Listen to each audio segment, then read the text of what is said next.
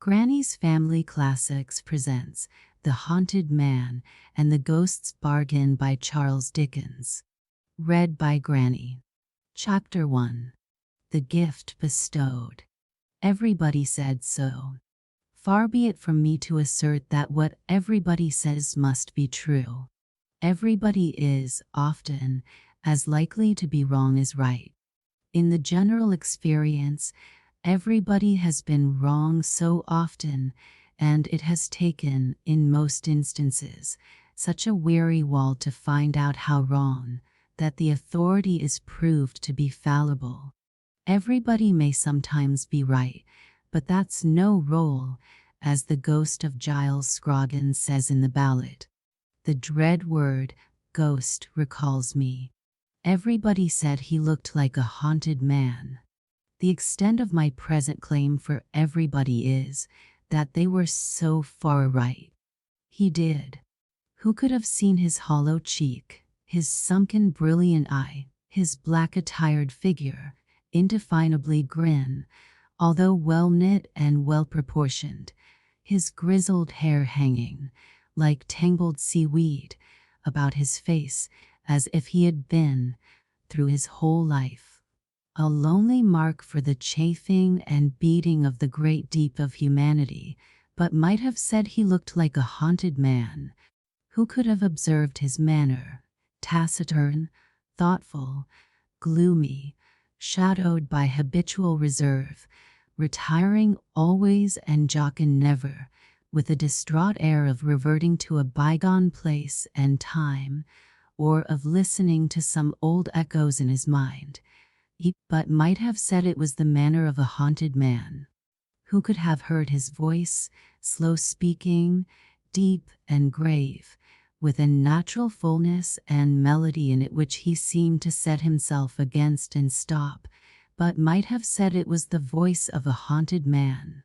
Who that had seen him in his inner chamber, part library and part laboratory, for he was, as the world knew, far and wide, a learned man in chemistry, and a teacher on whose lips and hands a crowd of aspiring ears and eyes hung daily, who that had seen him there, upon a winter night, alone, surrounded by his drugs and instruments and books, the shadow of his shaded lamp a monstrous beetle on the wall, motionless among a crowd of spectral shapes raised there by the flickering of the fire upon the quaint objects around him, some of these phantoms, the reflection of glass vessels that held liquids, trembling at heart-like things that knew his power to uncombine them, and to give back their component parts to fire and vapor. Who that had seen him then, his work done, and he pondering in his chair before the rusted grate and red flame, moving his thin mouth as if in speech, but silent as the dead, would not have said that the man seemed haunted and the chamber too? Who might not, by a very easy flight of fancy, have believed that everything about him took this haunted tone, and that he lived on haunted ground? His dwelling was so solitary and vault-like, an old, retired part of an ancient endowment for students, once a brave edifice, planted in an open place, but now the obsolete whim of forgotten architects, smoke-age and weather-darkened, squeezed on every side by the overgrowing of the great city, and choked, like an old well, with stones and bricks, its small quadrangles, lying down in very pits formed by the streets and buildings, which, in course of time, had been constructed above its heavy chimney stacks, its old trees, insulted by the neighboring smoke, which deigned to droop so low when it was very feeble and the weather very moody, its grass plots, struggling with the mildewed earth to be grass, or to win any show of compromise,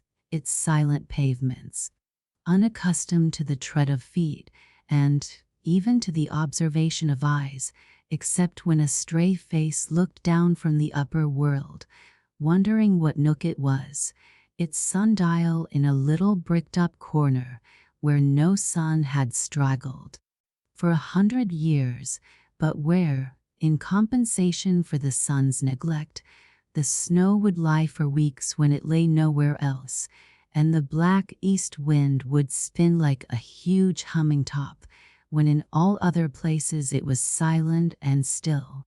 His dwelling, at its heart and core, within doors, at his fireside, was so lowering and old, so crazy, yet so strong, with its worm-eaten beams of wood in the ceiling, and its sturdy floor shelving downward to the great oak chimney-piece, so environed and hemmed in by the pressure of the town, yet so remote in fashion, age, and custom, so quiet, yet so thundering with echoes when a distant voice was raised or a door was shut, echoes, not confined to the many low passages and empty rooms, but rumbling and grumbling till they were stifled in the heavy air of the forgotten crypt where the Norman arches were half buried in the earth.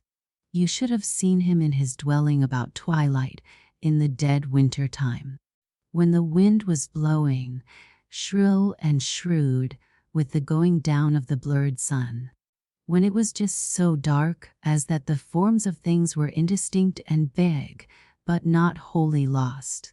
When sitters by the fire began to see wild faces and figures, mountains and abysses, ambuscades and armies, in the coals.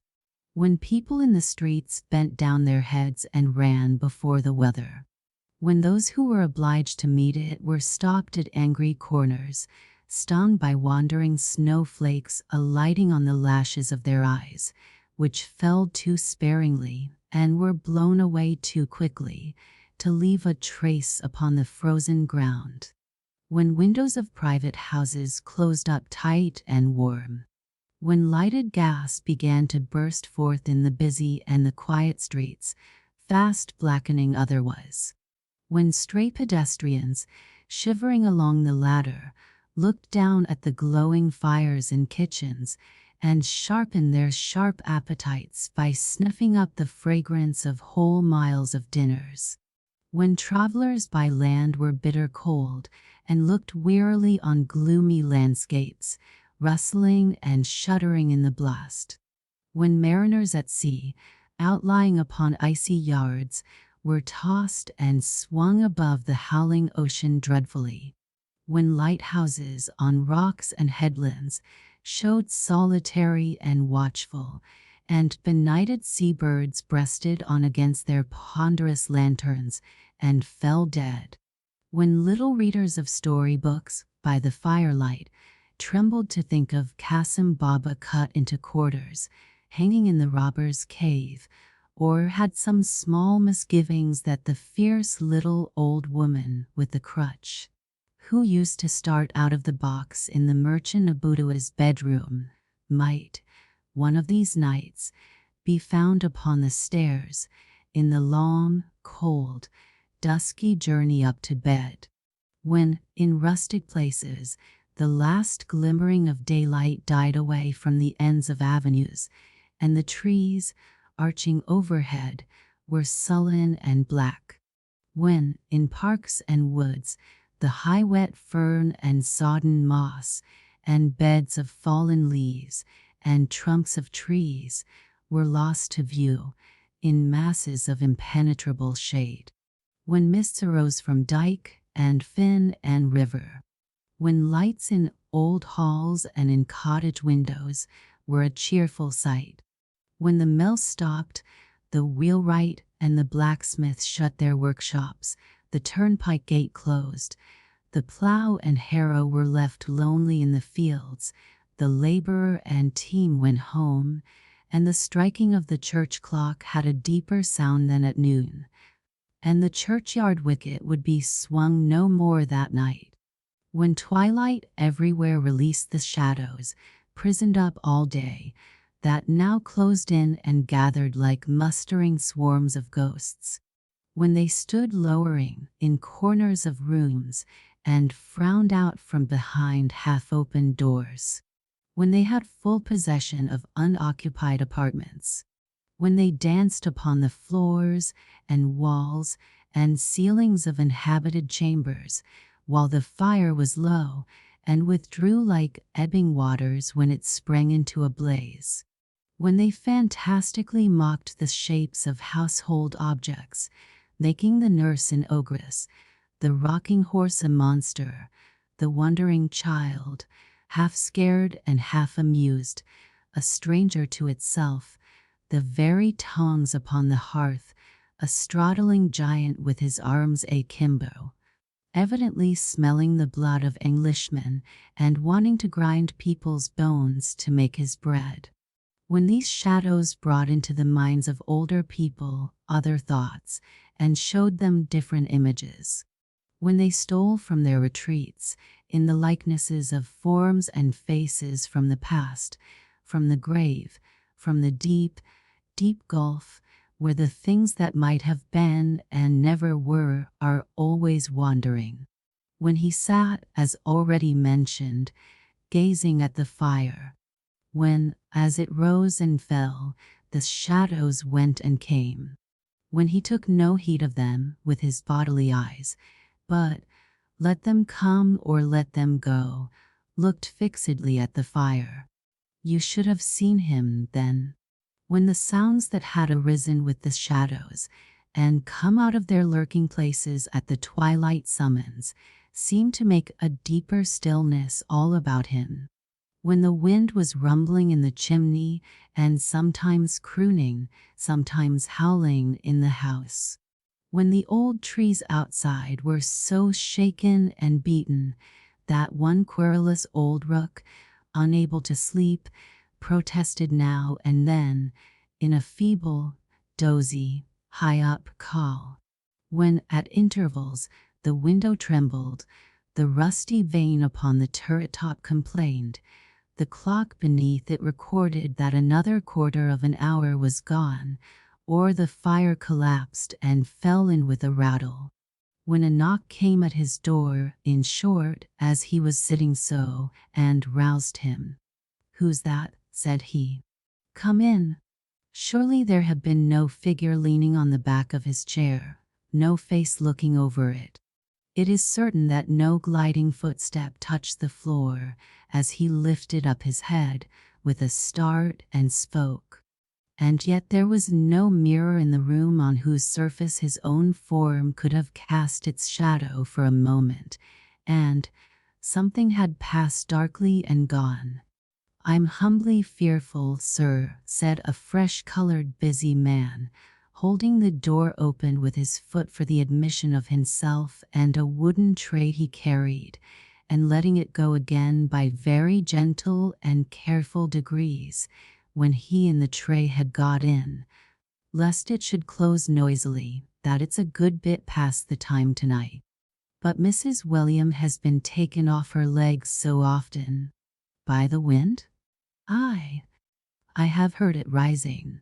"By the wind, sir, that it's a mercy she got home at all." "Oh dear, yes. Yes, it was by the wind, Mr. Redlaw. By the wind."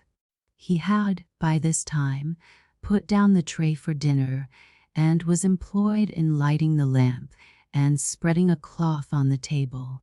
From this employment he desisted in a hurry, to stir and feed the fire, and then resumed it, the lamp he had lighted, and the blaze that rose under his hand, so quickly changing the appearance of the room, that it seemed as if the mere coming in of his fresh red face and active manner had made the pleasant alteration.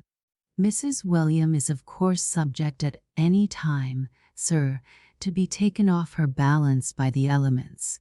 She is not formed superior to that." "No," returned Mr. Redlaw good-naturedly, though abruptly. "No, sir. Mrs. William may be taken off her balance by earth, as for example, last Sunday week, when sloppy and greasy, and she going out to tea with her newest sister-in-law, and having a pride in herself, and wishing to appear perfectly spotless though pedestrian. Mrs. William may be taken off her balance by air, as being once over-persuaded by a friend to try a swing at Peckham Fair, which acted on her constitution instantly like a steamboat. Mrs. William may be taken off her balance by fire, as on a false alarm of engines at her mother's, when she went 2 miles in her nightcap. Mrs. William may be taken off her balance by water, as at Battersea, when rowed into the piers by her young nephew, Charlie Swidger Jr., aged 12, which had no idea of boats whatever. But these are elements. Mrs. William must be taken out of elements for the strength of her character to come into play. As he stopped for a reply, the reply was yes, in the same tone as before. "Yes, sir."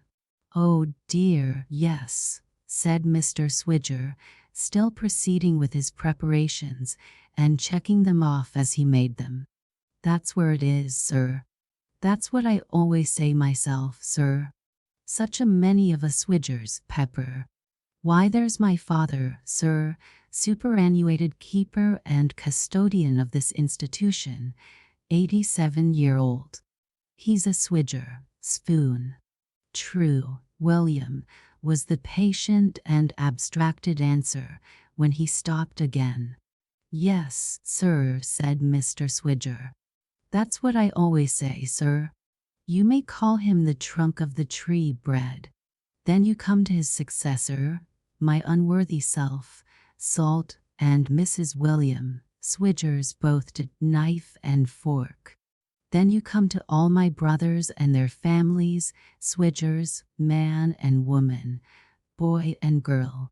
Why, what with cousins, uncles, aunts, and relationships of this, that, and t'other degree, and what not degree, and marriages, and lyings in, the Swidgers, tumbler, might take hold of hands, and make a ring round England." Receiving no reply at all here from the thoughtful man whom he addressed, Mr. William approached him nearer, and made a feint of accidentally knocking the table with a decanter to rouse him. The moment he succeeded, he went on, as if in great alacrity of acquiescence. "Yes, sir. That's just what I say myself, sir. Mrs. William and me have often said so. There's Swidgers enough, we say, without our voluntary contributions, butter. In fact, sir, my father is a family in himself, casters, to take care of, and it happens all for the best that we have no child of our own, though it's made Mrs. William rather quiet-like, too. Quite ready for the fowl and mashed potatoes, sir? Mrs. William said she'd dish in 10 minutes when I left the lodge. "I'm quite ready," said the other, waking as from a dream, and walking slowly to and fro. "Mrs. William has been at it again, sir," said the keeper as he stood warming a plate at the fire, and pleasantly shading his face with it. Mr. Redlaw stopped in his walking, and an expression of interest appeared in him. "What I always say myself, sir. She will do it. There's a motherly feeling in Mrs. William's breast that must and will have went." "What has she done?"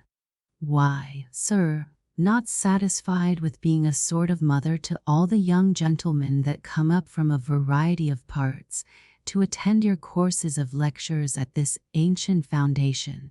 It's surprising how Stone Chaney catches the heat this frosty weather, to be sure."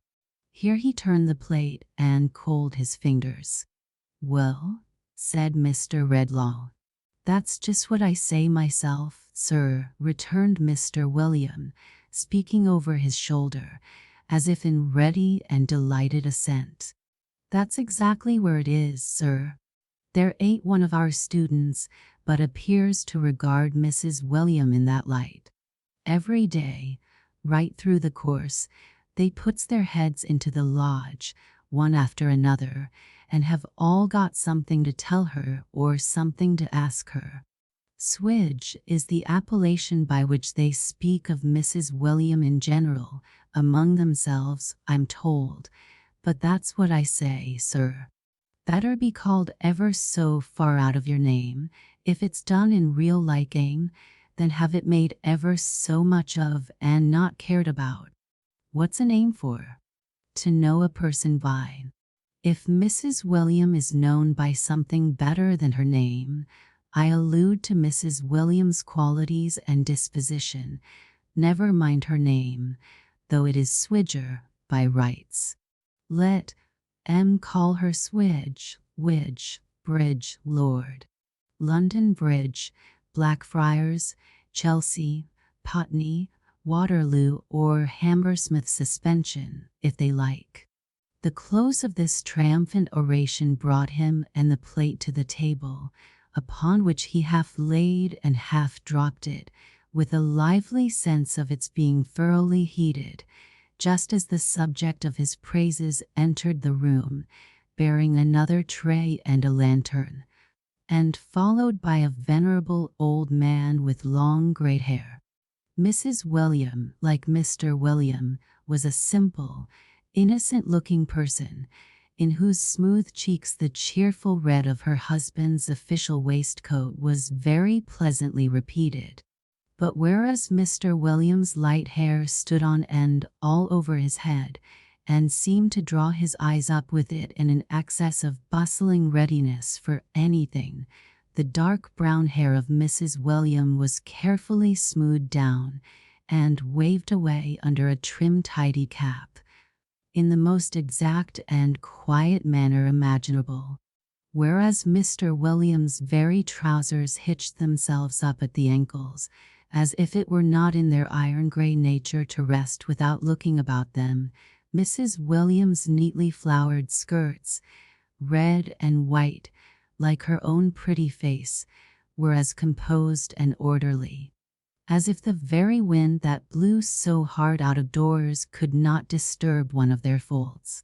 Whereas his coat had something of a fly-away and half-off appearance about the collar and breast, her little bodice was so placid and neat that there should have been protection for her in it, had she meted any with the roughest people. Who could have had the heart to make so calm a bosom swell with grief, or throb with fear, or flutter with the thought of shame? To whom would its repose and peace have not appealed against disturbance, like the innocent slumber of a child? Punctual, of course, Milly, said her husband, relieving her of the tray, or it wouldn't be you. Here's Mrs. William, sir. He looks lonelier than ever tonight, whispering to his wife, as he was taking the tray, and ghostlier altogether. Without any show of hurry or noise, or any show of herself even, she was so calm and quiet. Milly set the dishes she had brought upon the table. Mr. William, after much clattering and running about, having only gained possession of a butterboat of gravy, which he stood ready to serve. "What is that the old man has in his arms?" asked Mr. Redlaw, as he sat down to his solitary meal.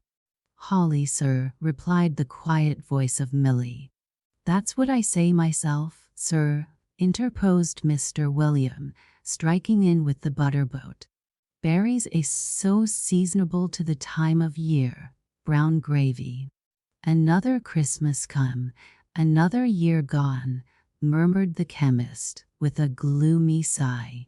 "More figures in the lengthening sum of recollection that we work and work at to our torment, till death idly jumbles all together and rubs all out. So, Philip, breaking off and raising his voice as he addressed the old man, standing apart, with his glistening burden in his arms, from which the quiet Mrs. William took small branches, which she noiselessly trimmed with her scissors and decorated the room with, while her aged father-in-law looked on much interested in the ceremony. "My duty to you, sir," returned the old man. Should have spoke before, sir, but know your ways, Mr. Redlaw, proud to say, and wait till spoke to. Merry Christmas, sir, and Happy New Year, and many of 'em.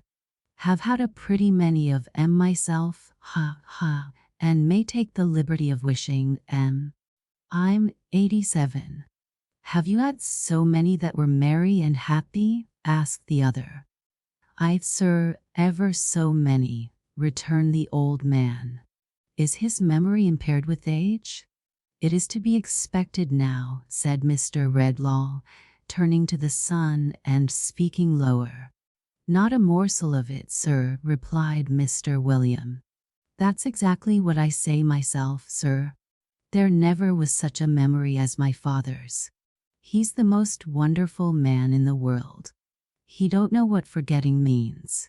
It's the very observation I'm always making to Mrs. William, sir, if you'll believe me. Mr. Swidger, in his polite desire to seem to acquiesce at all events, delivered this as if there were no iota of contradiction in it, and it were all said in unbounded and unqualified assent. The chemist pushed his plate away, and, rising from the table, walked across the room to where the old man stood looking at a little sprig of holly in his hand. It recalls the time when many of those years were old and new. Then, he said, observing him attentively and touching him on the shoulder. Does it? Oh, many, many, said Philip, half awaking from his reverie. I'm 87. Merry and happy, was it? Asked the chemist in a low voice. Merry and happy, old man? Maybe as high as that, no higher, said the old man, holding out his hand a little way above the level of his knee and looking retrospectively at his questioner. When I first remember, cold, sunshiny day it was, out a-walking, when someone, it was my mother as sure as you stand there, though I don't know what her blessed face was like, for she took ill and died that Christmas time, told me they were food for birds. The pretty little fellow thought, that's me, you understand, that birds' eyes were so bright, perhaps, because the berries that they lived on in the winter were so bright. I recollect that. And I'm 87. Merry and happy, mused the other, bending his dark eyes upon the stooping figure with a smile of compassion. Merry and happy, and remember well? I, resumed the old man, catching the last words. I remember well in my school time, year after year, and all the merry-making that used to come along with them. I was a strong chap then, Mr. Redlaw, and, if you'll believe me, hadn't my match at football within 10 mile. Where's my son William? Hadn't my match at football, William, within 10 mile. That's what I always say, father, returned the son promptly and with great respect. You're a Swidger, if ever there was one of the family. Dear, said the old man, shaking his head as he again looked at the holly. His mother, my son William's my youngest son, and I, have sat among 'em all, boys and girls, little children and babies, many a year, when the berries like these were not shining half so bright all round us as their bright faces. Many of 'em were gone, she's gone, and my son George, our eldest, who is her pride more than all the rest, is fallen very low, but I can see them, when I look here, alive and healthy, as they used to be in those days, and I can see him, thank God, in his innocence. It's a blessed thing to me, at 87. The keen look that had been fixed upon him with so much earnestness had gradually sought the ground. When my circumstances got to be not so good as formerly, through not being honestly dealt by, and I first come here to be custodian, said the old man, which was upwards of 50 years ago. Where's my son William? More than half a century ago, William. That's what I say, father, replied the son, as promptly and dutifully as before. That's exactly where it is. 2 times ought's an odd, and twice 5 10, and there's 100 of 'em.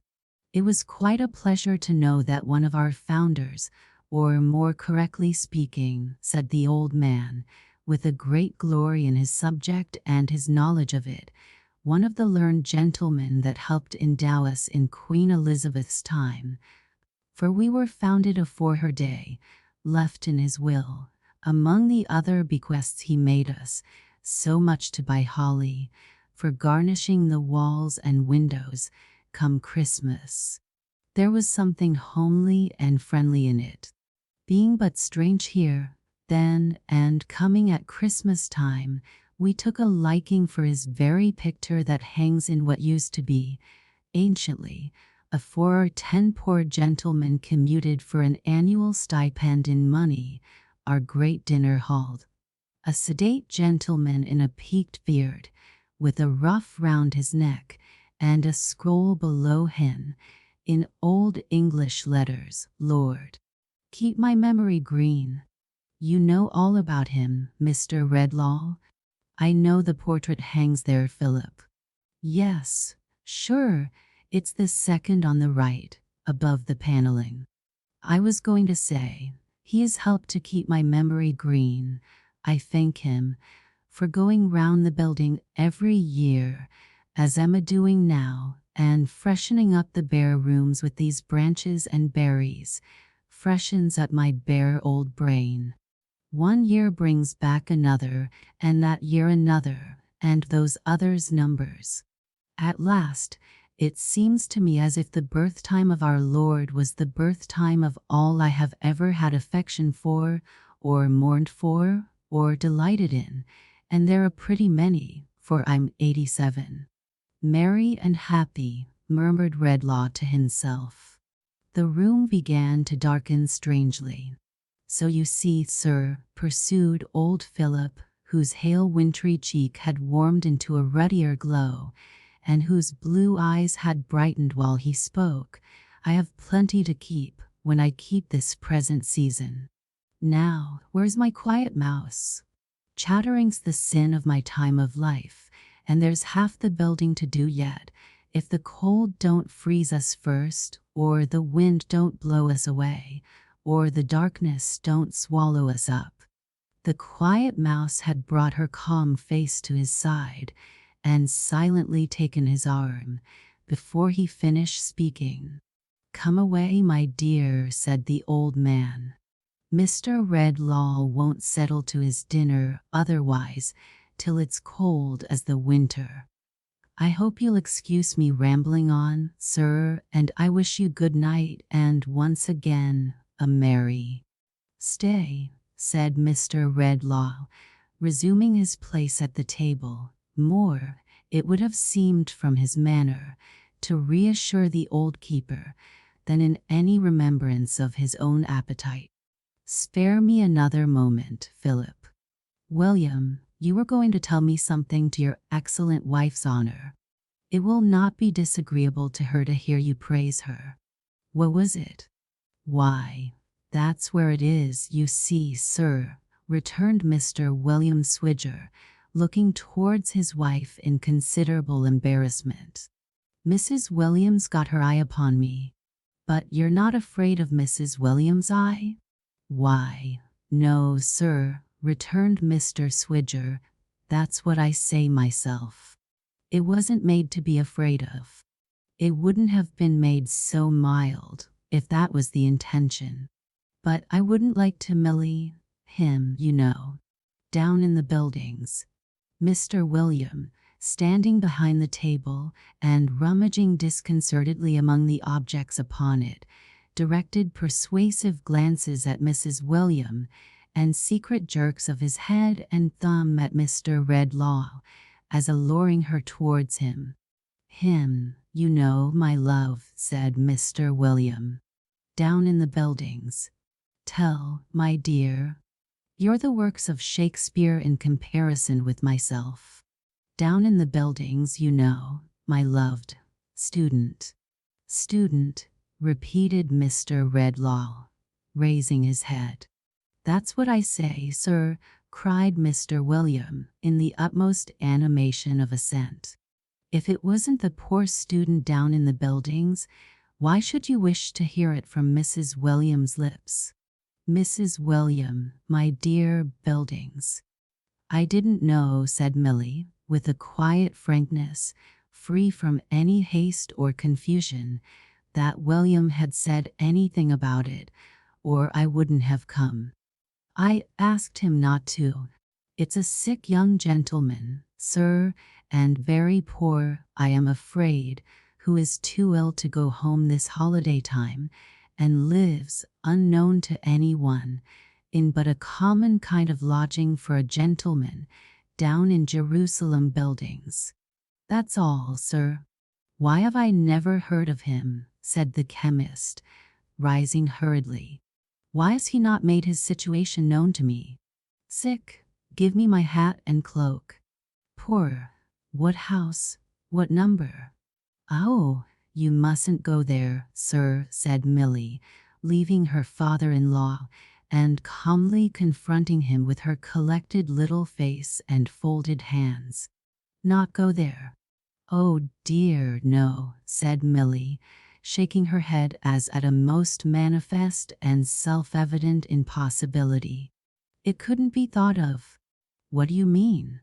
Why not? Why, you see, sir, said Mr. William Swidger, persuasively and confidentially, that's what I say. Depend upon it, the young gentleman would never have made his situation known to one of his own sex. Mrs. Williams has got into his confidence, but that's quite different. They all confide in Mrs. William. They all trust her. A man, sir, couldn't have got a whisper out of him, but woman, sir, and Mrs. William combined.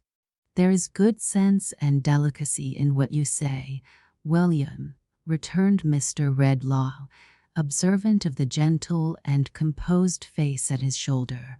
And laying his finger on his lip, he secretly put his purse into her hand. Oh dear no, sir, cried Milly, giving it back again. Worse and worse.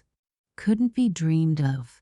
Such a staid matter-of-fact housewife she was, and so unruffled by the momentary haste of this rejection, that, an instant afterwards, she was tidily picking up a few leaves which had strayed from between her scissors and her apron, when she had arranged the holly.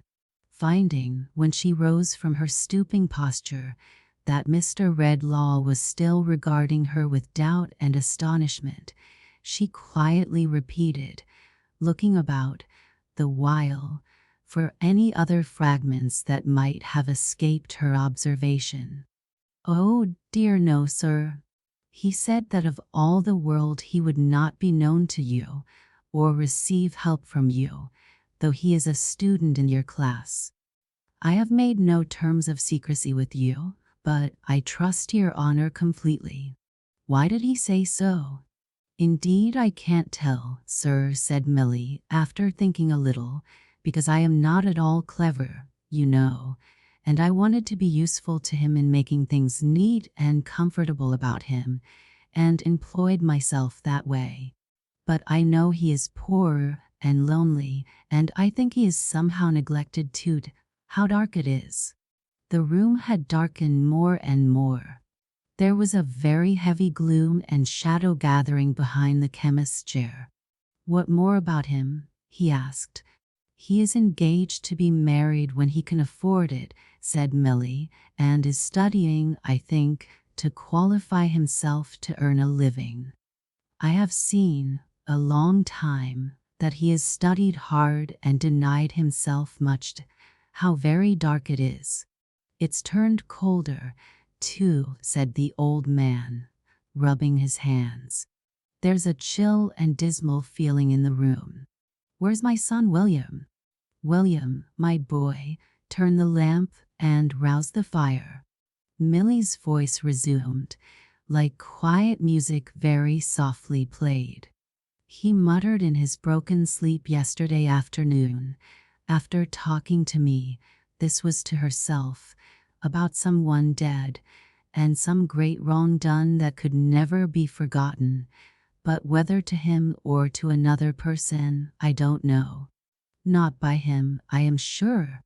And, in short, Mrs. William, you see, which she wouldn't say herself, Mr. Redlaw, if she was to stop here till the new year after this next one, said Mr. William, coming up to him to speak in his ear, has done him worlds of good. Bless you, worlds of good. All at home just the same as ever. My father made as snug and comfortable, not a crumb of litter to be found in the house, if you were to offer £50 ready money for it. Mrs. William apparently never out of the way. Yet Mrs. William backwards and forwards, up and down, a mother to him. The room turned darker and colder, and the gloom and shadow gathering behind the chair was heavier.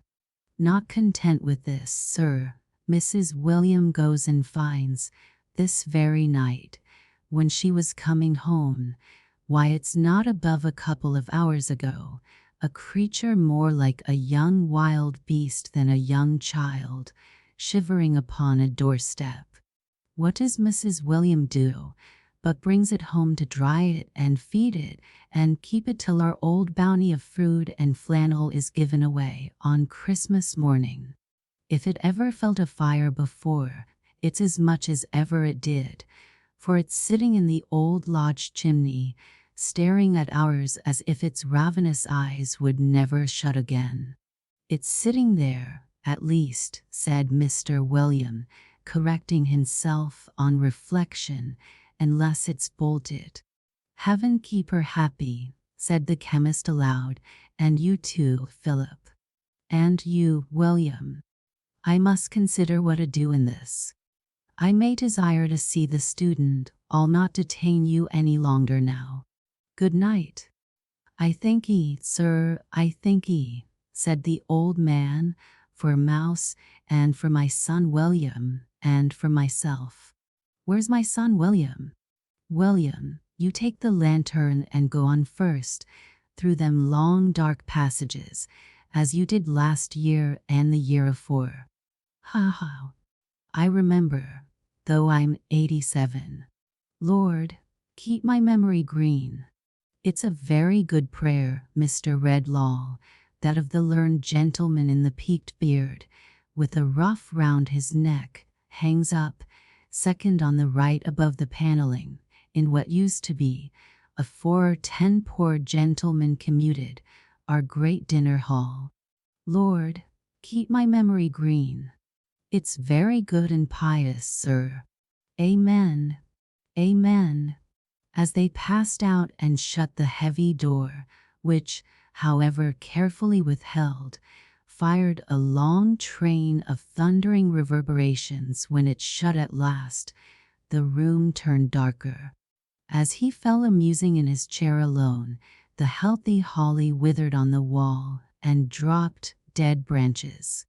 As the gloom and shadow thickened behind him, in that place where it had been gathering so darkly, it took, by slow degrees, or out of it there came, by some unreal, unsubstantial process, not to be traced by any human sense, an awful likeness of himself, ghastly and cold, colorless in its leaden face and hands, but with his features, and his bright eyes, and his grizzled hair, and dressed in the gloomy shadow of his dress, it came into his terrible appearance of existence, motionless, without a sound.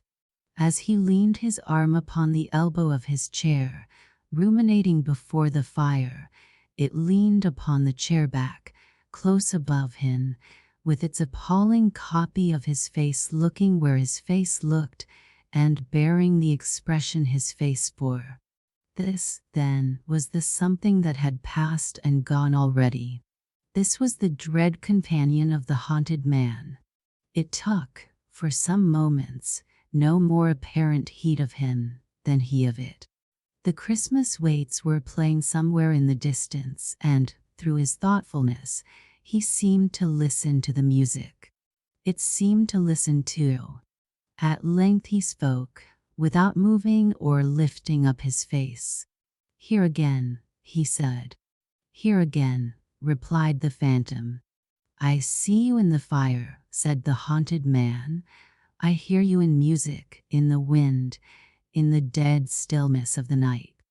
The phantom moved its head, assenting. "Why do you come to haunt me thus?" "I come as I am called," replied the ghost. "No, unbidden," exclaimed the chemist. "Unbidden be it," said the spectre. "It is enough. I am here." Hitherto the light of the fire had shone on the two faces, if the dread lineaments behind the chair might be called a face, both addressed towards it as at first and neither looking at the other. But now the haunted man turned suddenly and stared upon the ghost.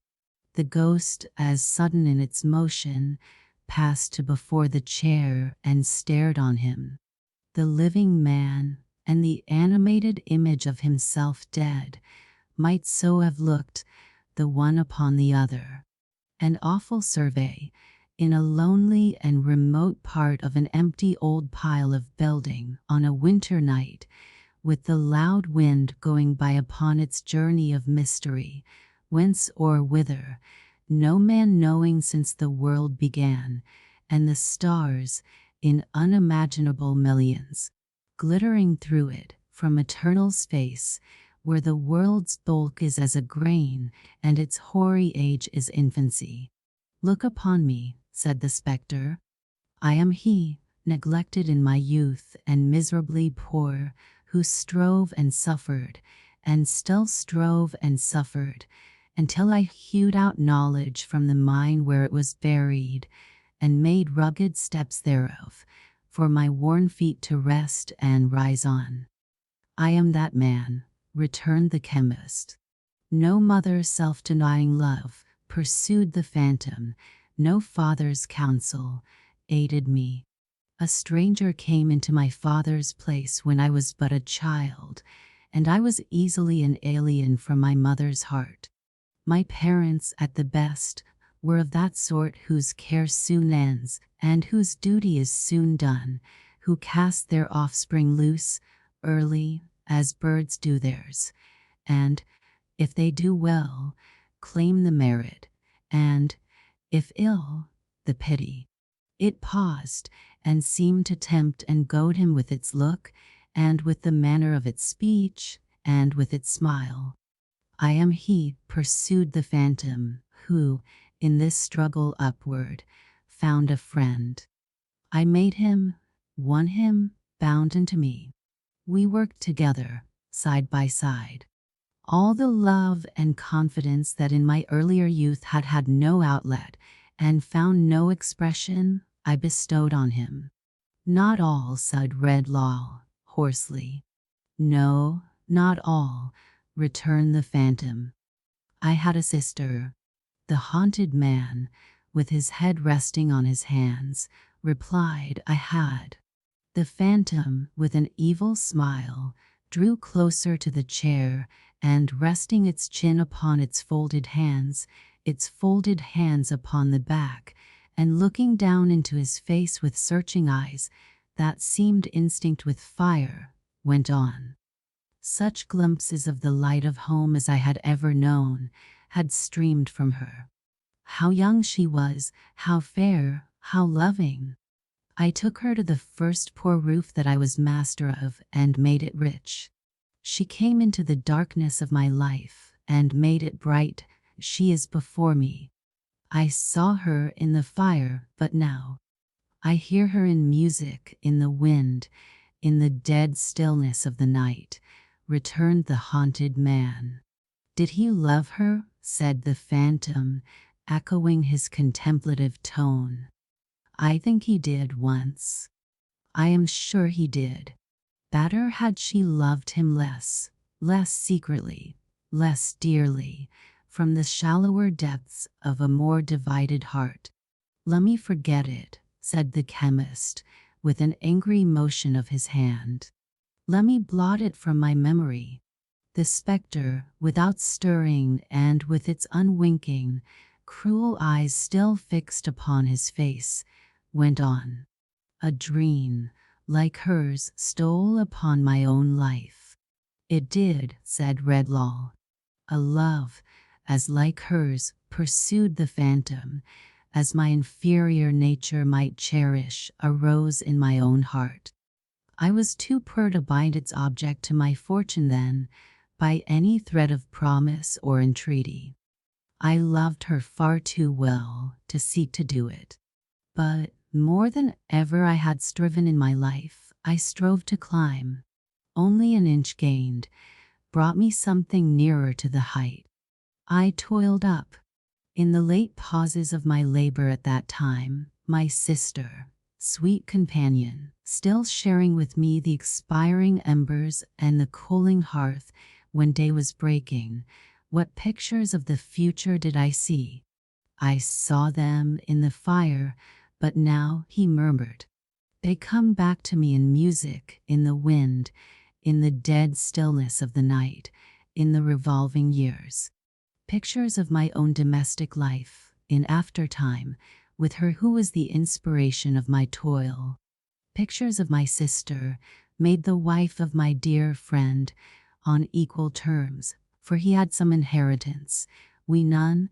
Pictures of our sobered age and mellowed happiness, and of the golden links, extending back so far, that should bind us and our children. In a radiant garland, said the phantom. Pictures, said the haunted man, that were delusions. Why is it my doom to remember them too well? Delusions, echoed the phantom in its changeless voice, and glaring on him with its changeless eyes. For my friend, in whose breast my confidence was locked as in my own, passing between me and the center of the system of my hopes and struggles, one hurt in self and shattered my frail universe. My sister, doubly dear, doubly devoted, doubly cheerful in my home, lived on to see me famous, and my old ambitions so rewarded when its spring was broken, and then died, he interposed. Died, gentle as ever, happy, and with no concern but for her brother. Peace. The phantom watched him silently. Remembered, said the haunted man, after a pause. Yes, so well remembered, that even now, when years have passed, and nothing is more idle or more visionary to me than the boyish love so long outlived, I think of it with sympathy, as if it were a younger brother's or a son's. Sometimes I even wonder when her heart first inclined to him, and how it had been affected towards me, not lightly once, I thinked, but that is nothing. Early unhappiness, a wound from a hand I loved and trusted, and a loss that nothing can replace, outlive such fancies. Thus, said the phantom, I bear within me a sorrow and a wrong. Thus I prey upon myself. Thus, memory is my curse, and, if I could forget my sorrow and my wrong, I would. Mocker, said the chemist, leaping up and making, with a wrathful hand, at the throat of his other self. Why have I always that taunt in my ears? Forbear, exclaimed the spectre in an awful voice. Lay a hand on me, and die. He stopped midway, as if its words had paralyzed him, and stood looking on it. It had glided from him, it had its arm raised high in warning, and a smile passed over its unearthly features as it reared its dark figure in triumph. If I could forget my sorrow and wrong, I would, the ghost repeated. If I could forget my sorrow and my wrong, I would. Evil spirit of myself, returned the haunted man, in a low, trembling tone. My life is darkened by that incessant whisper. It is an echo, said the phantom. If it be an echo of my thoughts, as now, indeed, I know it is, rejoined the haunted man. Why should I, therefore, be tormented? It is not a selfish thought. I suffer it to range beyond myself. All men and women have their sorrows, most of them their wrongs, ingratitude, and sordid jealousy and interest, besetting all degrees of life. Who would not forget their sorrows and their wrongs? Who would not, truly, and be happier and better for it, said the phantom. These revolutions of years, which we commemorate, preceded Redlaw. What do they recall? Are there any minds in which they do not reawaken some sorrow or some trouble? What is the remembrance of the old man who was here tonight? A tissue of sorrow and trouble.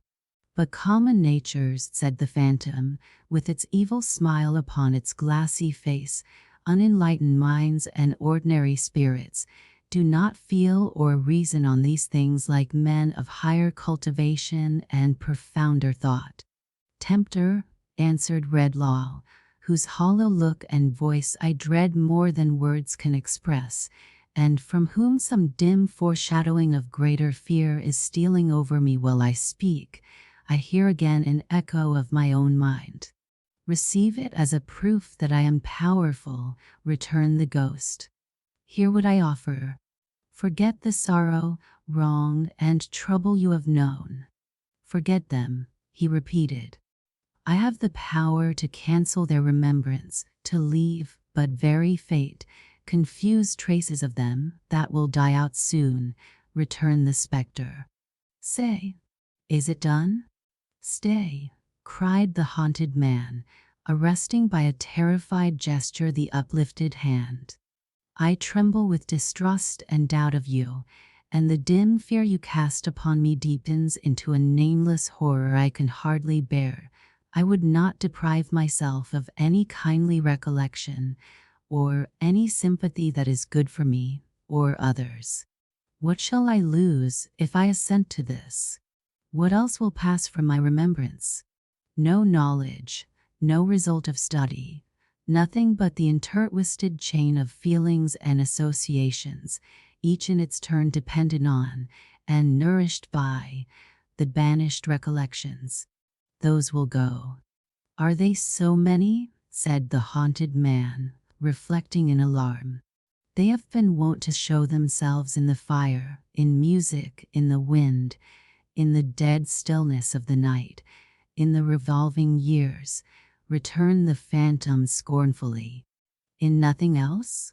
The phantom held its peace, but having stood before him, silent, for a little while, it moved towards the fire, then stopped. Decide, it said, before the opportunity is lost. A moment. I call heaven to witness, said the agitated man, that I have never been a hater of any kind, never morose, indifferent, or hard to anything around me. If, living here alone, I have made too much of all that was and might have been, and too little of what is, the evil, I believe, has fallen on me, and not on others. But if there were poison in my body, should I not, possessed of antidotes and knowledge how to use them? If there be poison in my mind, and through this fearful shadow I can cast it out, shall I not cast it out? Say, said the spectre, is it done? A moment longer, he answered hurriedly. I would forget it if I could. Have I thought that alone, or has it been the thought of thousands upon thousands, generation after generation? All human memory is fraught with sorrow and trouble. My memory is as the memory of other men, but other men have not this choice. Yes, I close the bargain. Yes, I will forget my sorrow, wrong, and trouble. "Say," said the spectre, "is it done?" "It is. It is. And take this with you, man whom I here renounce. The gift that I have given, you shall give again, go where you will. Without recovering yourself the power that you have yielded up, you shall henceforth destroy its like in all whom you approach. Your wisdom has discovered that the memory of sorrow, wrong, and trouble is the lot of all mankind, and that mankind would be the happier in its other memories without it. Go, be its benefactor. Freed from such remembrance, from this hour, carry involuntarily the blessing of such freedom with you. Its diffusion is inseparable and inalienable from you. Go, be happy in the good you have won, and in the good you do." The phantom, which had held its bloodless hand above him while it spoke, as if in some unholy invocation or some ban, and which had gradually advanced its eyes so close to his that he could see how they did not participate in the terrible smile upon its face, but were a fixed, unalterable, steady horror, melted before him and was gone. As he stood rooted to the spot, possessed by fear and wonder, and imagining he heard repeated in melancholy echoes, dying away fainter and fainter, the words, "Destroy its like in all whom you approach," a shrill cry reached his ears.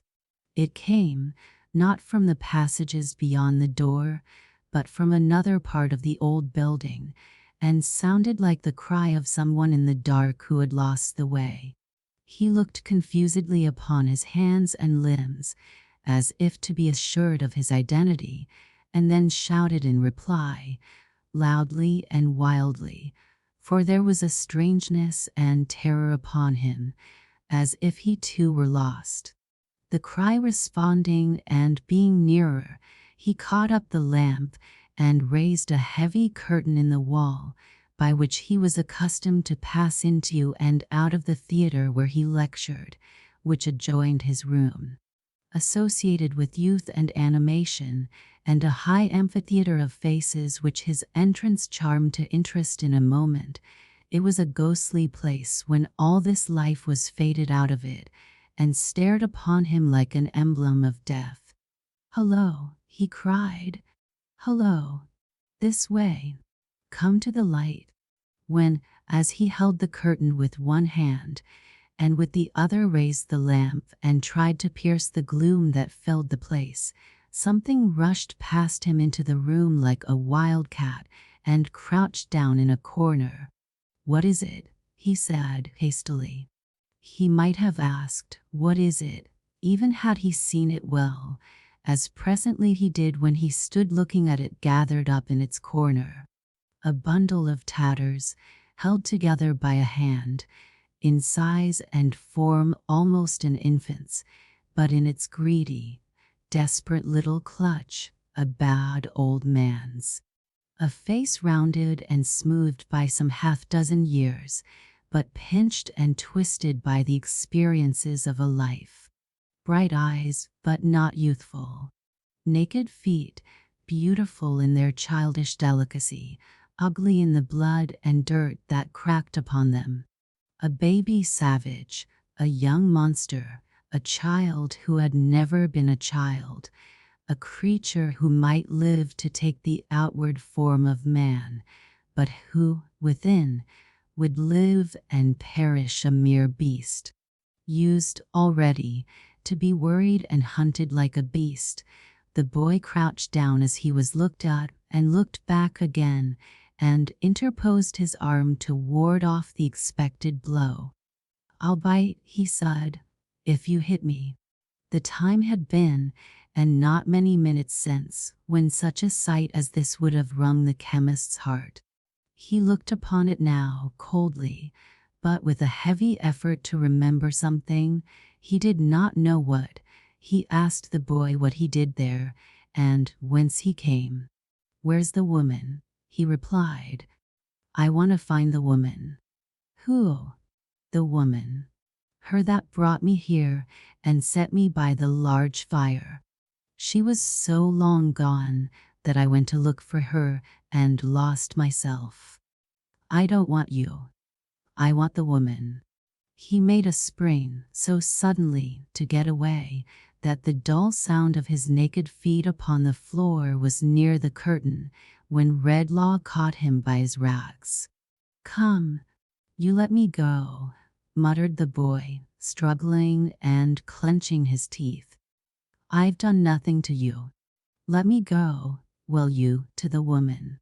"That is not the way.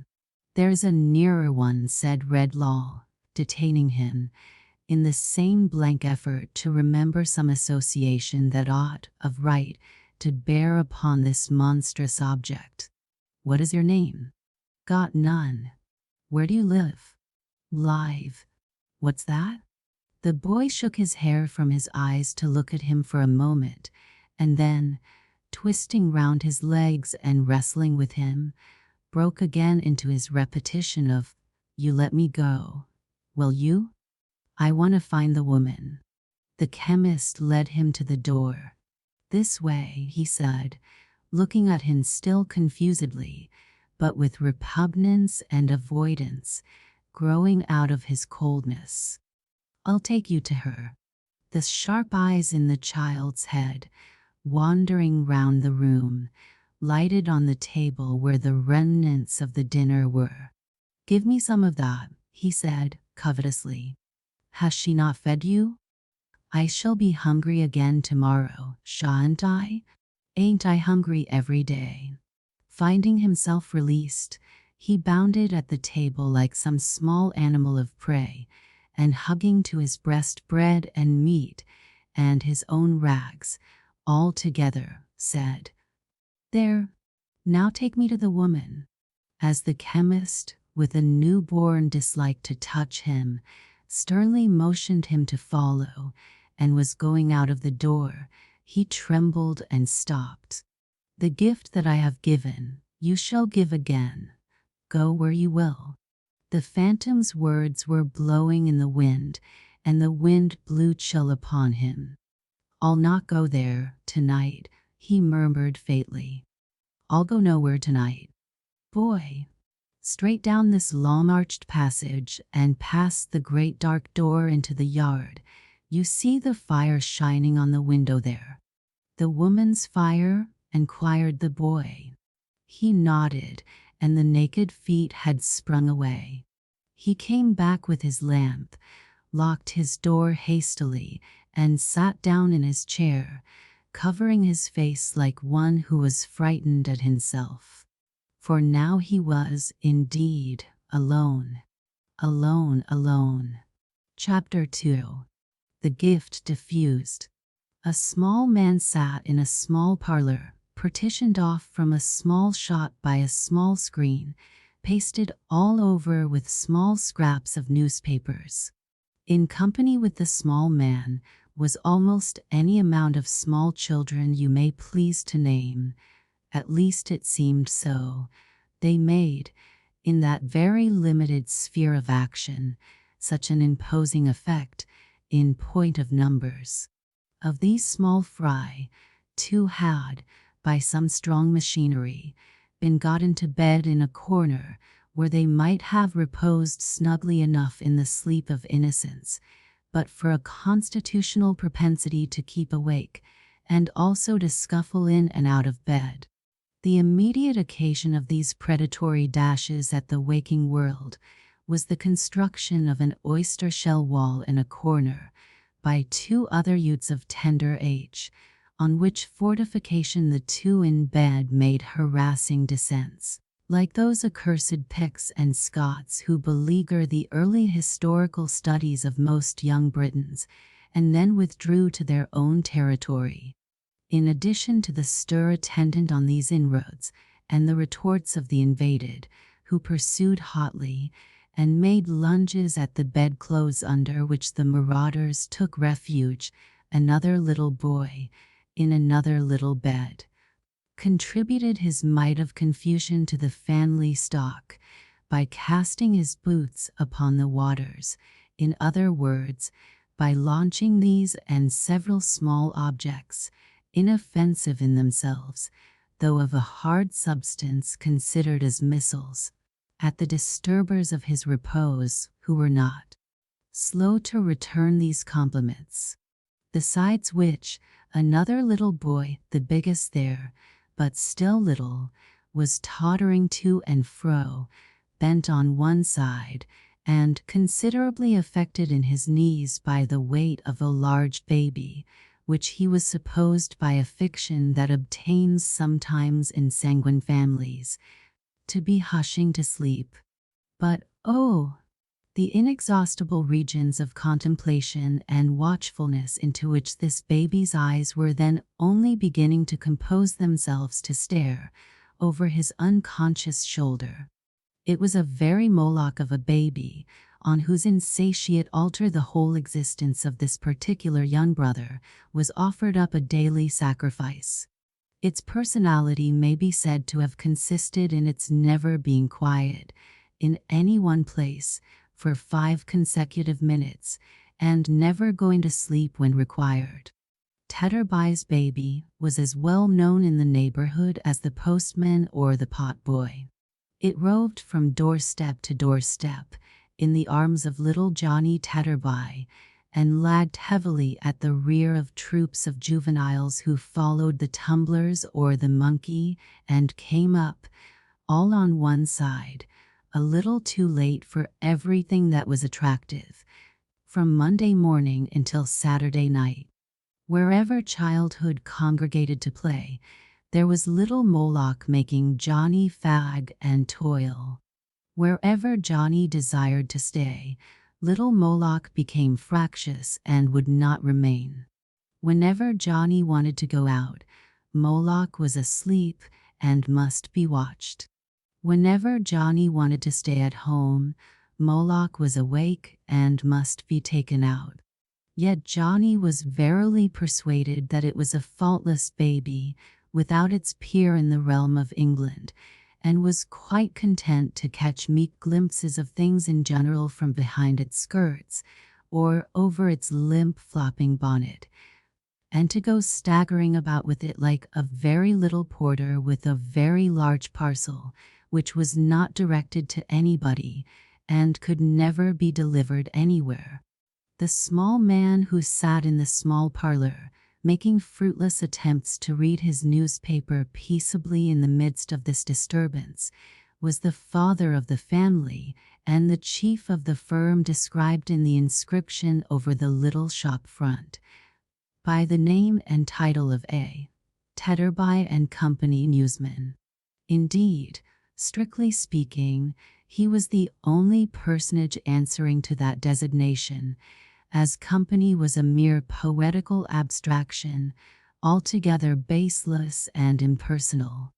Tetterby's was the corner shop in Jerusalem Buildings.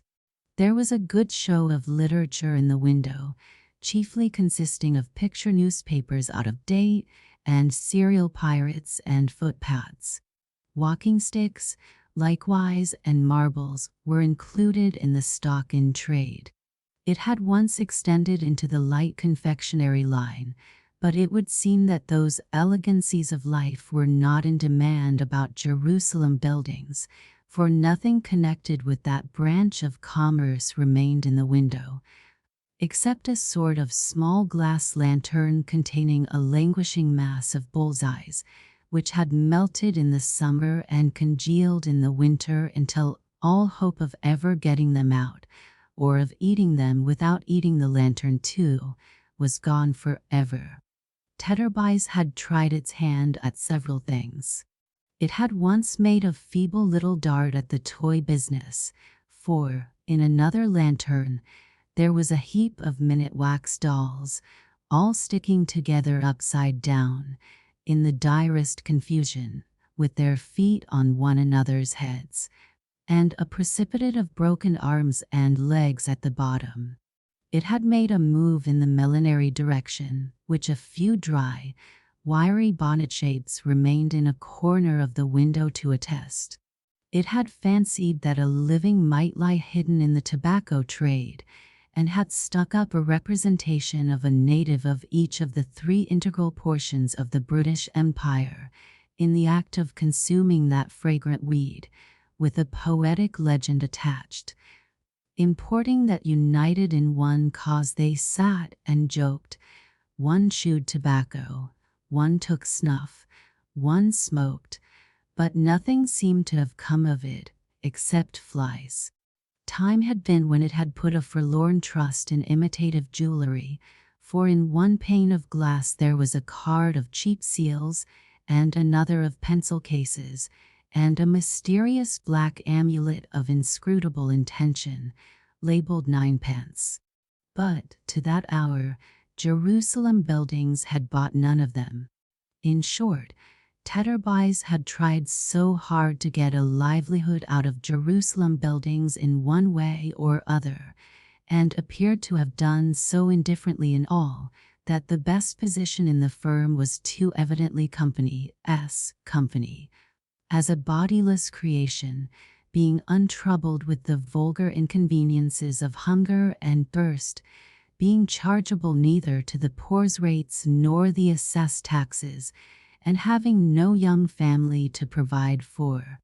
Tetterby himself, however, in his little parlor, as already mentioned, having the presence of a young family impressed upon his mind in a manner too clamorous to be disregarded, or to comport with the quiet perusal of a newspaper, laid down his paper, wheeled, in his distraction, a few times round the parlor, like an undecided carrier pigeon, made an ineffectual rush at one or two flying little figures in bedgowns that skimmed past him, and then, bearing suddenly down upon the only unoffending member of the family, boxed the ears of little Moloch's nurse.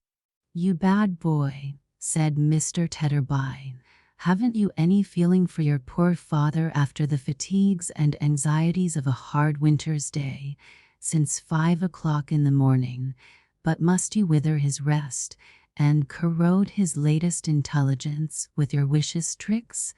Isn't it enough, sir, that your brother Dolphus is toiling and moiling in the fog and cold, and you rolling in the lap of luxury with a baby, and everything you can wish for," said Mr. Tetterby, heaping this up as a great climax of blessings.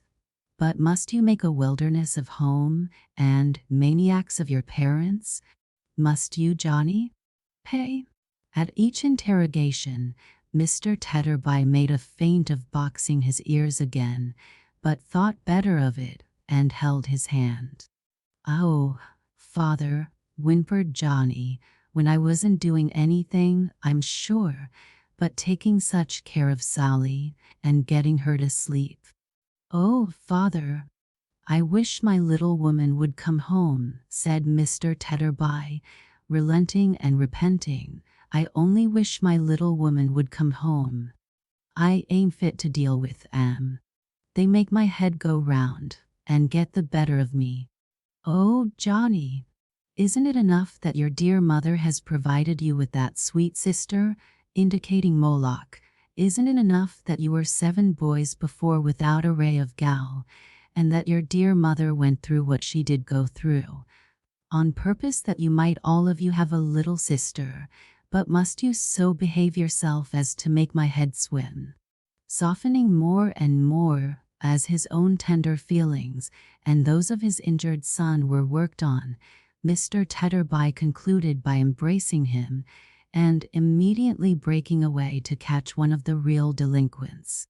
A reasonably good start occurring, he succeeded, after a short but smart run, and some rather severe cross-country work under and over the bedsteads, and in and out among the intricacies of the chairs, in capturing this infant, whom he condignly punished, and bored abed. This example had a powerful and apparently mesmeric influence on him of the boots, who instantly fell into a deep sleep, though he had been, but a moment before, broad awake, and in the highest possible feather. Nor was it lost upon the two young architects, who retired to bed in an adjoining closet with great privacy and speed. The comrade of the intersected one, also shrinking into his nest with similar discretion, Mr. Tetterby, when he paused for breath, found himself unexpectedly in a scene of peace. "My little woman herself," said Mr. Tetterby, wiping his flushed face, "could hardly have done it better. I only wish my little woman had had it to do. I do indeed." Mr. Tetterby sought upon his screen for a passage appropriate to be impressed upon his children's minds on the occasion, and read the following. "It is an undoubted fact that all remarkable men have had remarkable mothers, and have respected them in after life as their best friends. Think of your own remarkable mother, my boys," said Mr. Tetterby, "and know her value while she is still among you." He sat down again in his chair by the fire, and composed himself, cross-legged, over his newspaper. "Let anybody, I don't care who it is, get out of bed again," said Tetterby, as a general proclamation, delivered in a very soft-hearted manner, and astonishment will be the portion of that respected contemporary. Which expression Mr. Tetterby selected from his screen. "Johnny, my child, take care of your only sister, Sally, for she's the brightest gem that ever sparkled on your early brow." Johnny sat down on a little stool and devotedly crushed himself beneath the weight of Moloch. "Ah, what a gift that baby is to you, Johnny," said his father, "and how thankful you ought to be. It is not generally known, Johnny," he was now referring to the screen again, "but it is a fact ascertained by accurate calculations that the following immense percentage of babies never attain to 2 years old, that is to say." "Oh, don't, father, please," cried Johnny. "I can't bear it when I think of Sally." Mr. Tetterby, desisting, Johnny, with a profound sense of his trust, wiped his eyes and hushed his sister. "Your brother Dolphus," said his father, poking the fire, "is late tonight, Johnny, and will come home like a lump of ice." "What's got your precious mother?" "Here's mother, and Dolphus too, father," exclaimed Johnny, "I think." "You're right," returned his father, listening. "Yes, that's the footstep of my little woman." The process of induction, by which Mr. Tetterby had come to the conclusion that his wife was a little woman, was his own secret.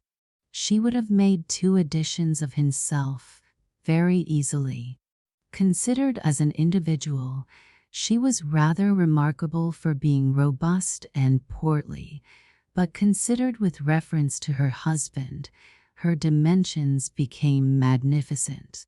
Nor did they assume a less imposing proportion when studied with reference to the size of her 7 sons, who were but diminutive. In the case of Sally, however, Mrs. Tetterby had asserted herself, at last, as nobody knew better than the victim Johnny, who weighed and measured that exacting idol every hour in the day. Mrs. Tetterby, who had been marketing and carried a basket, threw back her bonnet and shawl, and sitting down, fatigued, commanded Johnny to bring his sweet charge to her straightway, for a kiss. Johnny, having complied, and gone back to his stool, and again crushed himself, Master Adolphus Tetterby, who had by this time unwound his torso out of a prismatic comforter, apparently interminable, requested the same favor. Johnny, having again complied, and again gone back to his stool, and again crushed himself, Mr. Tetterby, struck by a sudden thought, preferred the same claim on his own parental part. The satisfaction of this third desire completely exhausted the sacrifice, who had hardly breath enough left to get back to his stool, crush himself again, and pant at his relations. "Whatever you do, Johnny," said Mrs. Tetterby, shaking her head, "take care of her, or never look your mother in the face again." "Nor your brother," said Adolphus. "Nor your father, Johnny," added Mr. Tetterby.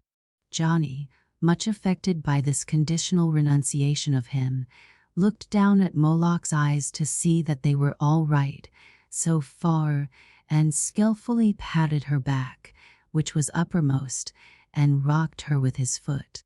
"Are you what, Dolphus, my boy?" said his father.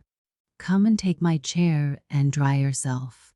"No, father, thank ye," said Adolphus, smoothing himself down with his hands.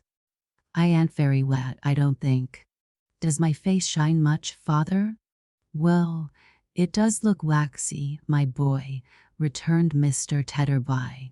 "It's the weather, father," said Adolphus, polishing his cheeks on the worn sleeve of his jacket.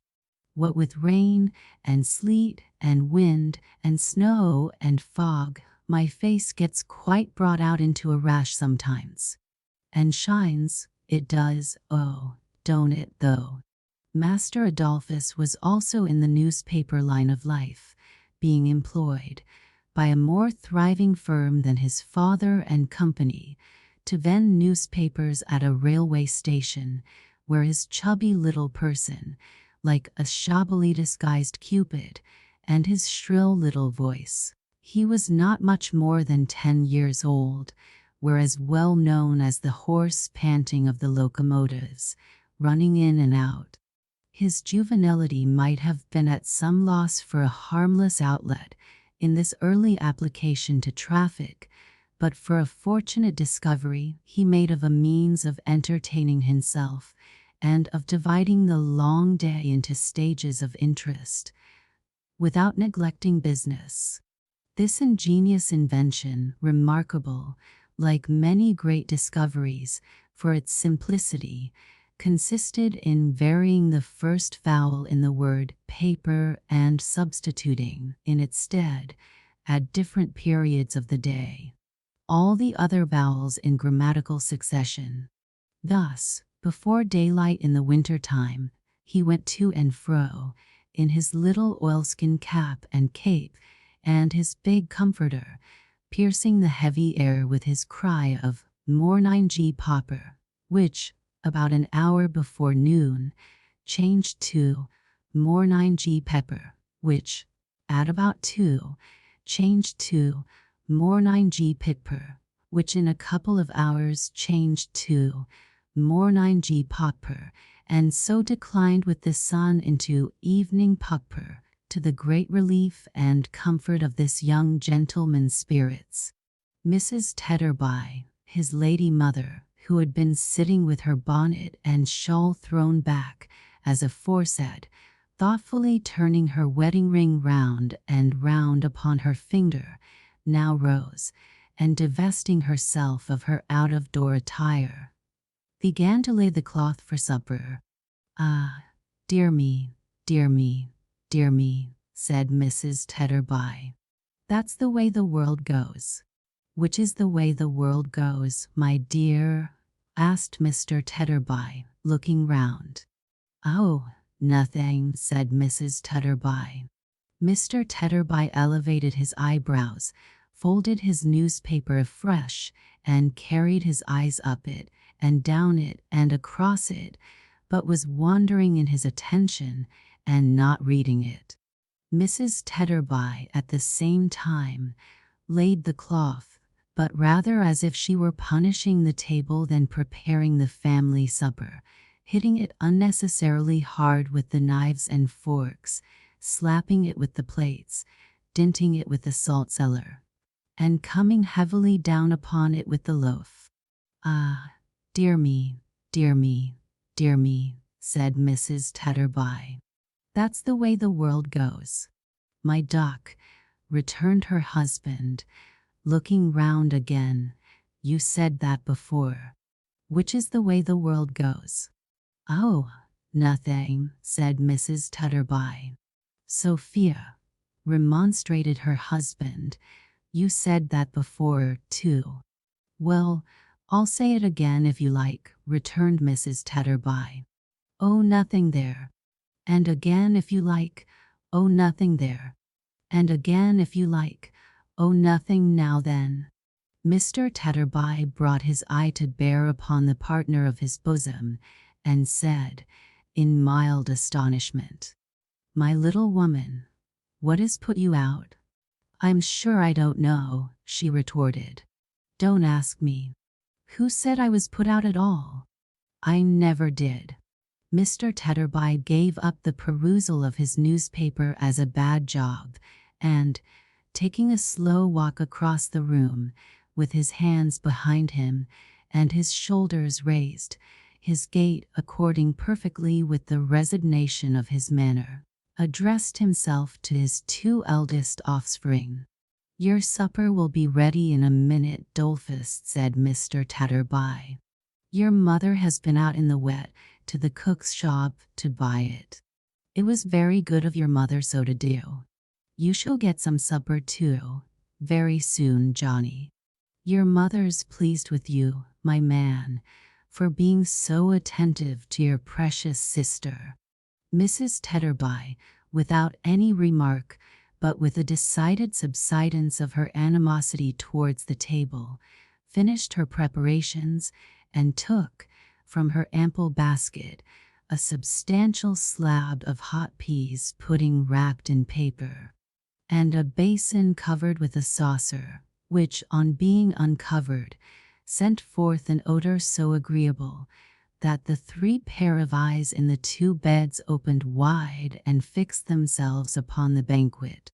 Mr. Tutterby, without regarding this tacit invitation to be seated, stood repeating slowly, Yes, yes, your supper will be ready in a minute, Dolphus. Your mother went out in the wet to the cook's shop to buy it. It was very good of your mother so to do, until Mrs. Tutterby, who had been exhibiting sundry tokens of contrition behind him, caught him round the neck and wept. Oh, Dolphus, said Mrs. Tutterby, how could I go and behave so? This reconciliation affected Adolphus the younger and Johnny to that degree that they both, as with one accord, raised a dismal cry, which had the effect of immediately shutting up the round eyes in the beds and utterly routing the two remaining little Tutterbys, just then stealing in from the adjoining closet to see what was going on in the eating way. I am sure, Dolphus, sobbed Mrs. Tutterby, coming home, I had no more idea than a child unborn. Mr. Tutterby seemed to dislike this figure of speech and observed, Say than the baby, my dear. Had no more idea than the baby, said Mrs. Tutterby. Johnny, don't look at me, but look at her, or she'll fall out of your lap and be killed, and then you'll die in agonies of a broken heart, and serve you right. No more idea I hadn't than that darling, of being cross when I came home, but somehow, Dolphus, Mrs. Tutterby paused, and again turned her wedding ring round and round upon her finger. I see, said Mr. Tutterby. I understand.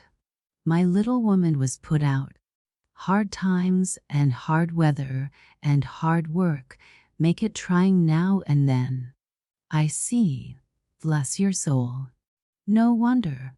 Dolph, my man, continued Mr. Tutterby, exploring the basin with a fork, here's your mother been and bought, at the cook's shop, besides peas pudding, a whole knuckle of a lovely roast leg of pork, with lots of crackling left upon it, and with seasoning gravy and mustard quite unlimited.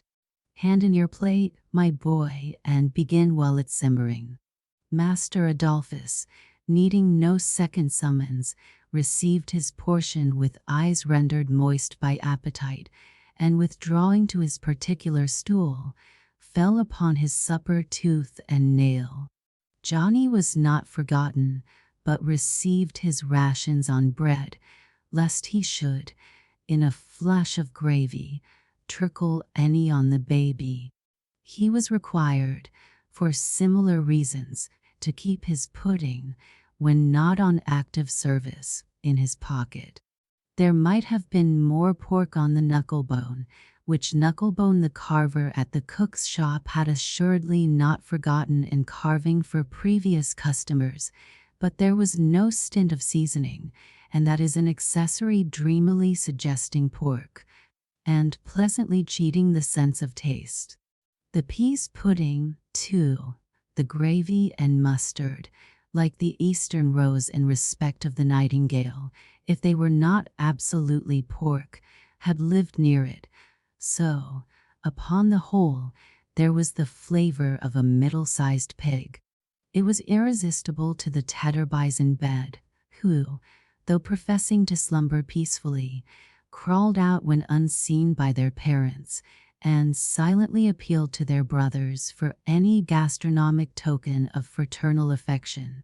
They, not heart of heart, presenting scraps in return, it resulted that a party of light skirmishers in nightgowns were careering about the parlor all through supper, which harassed Mr. Tetterby exceedingly, and once or twice imposed upon him the necessity of a charge, before which these guerrilla troops retired in all directions and in great confusion. Mrs. Tetterby did not enjoy her supper. There seemed to be something on Mrs. Tetterby's mind. At one time she laughed without reason, and at another time she cried without reason, and at last she laughed and cried together in a manner so very unreasonable that her husband was confounded. "My little woman," said Mr. Tetterby, "if the world goes that way, it appears to go the wrong way, and to choke you." "Give me a drop of water," said Mrs. Tetterby, struggling with herself, "and don't speak to me for the present, or take any notice of me. Don't do it." Mr. Tetterby, having administered the water, turned suddenly on the unlucky Johnny, who was full of sympathy, and demanded why he was wallowing there, in gluttony and idleness, instead of coming forward with the baby, that the sight of her might revive his mother. Johnny immediately approached, borne down by its weight, but Mrs. Tetterby, holding out her hand to signify that she was not in a condition to bear that trying appeal to her feelings, he was interdicted from advancing another inch, on pain of perpetual hatred from all his dearest connections, and accordingly retired to his stool again, and crushed himself as before. After a pause, Mrs. Tetterby said she was better now, and began to laugh. "My little woman," said her husband, dubiously, "are you quite sure you're better?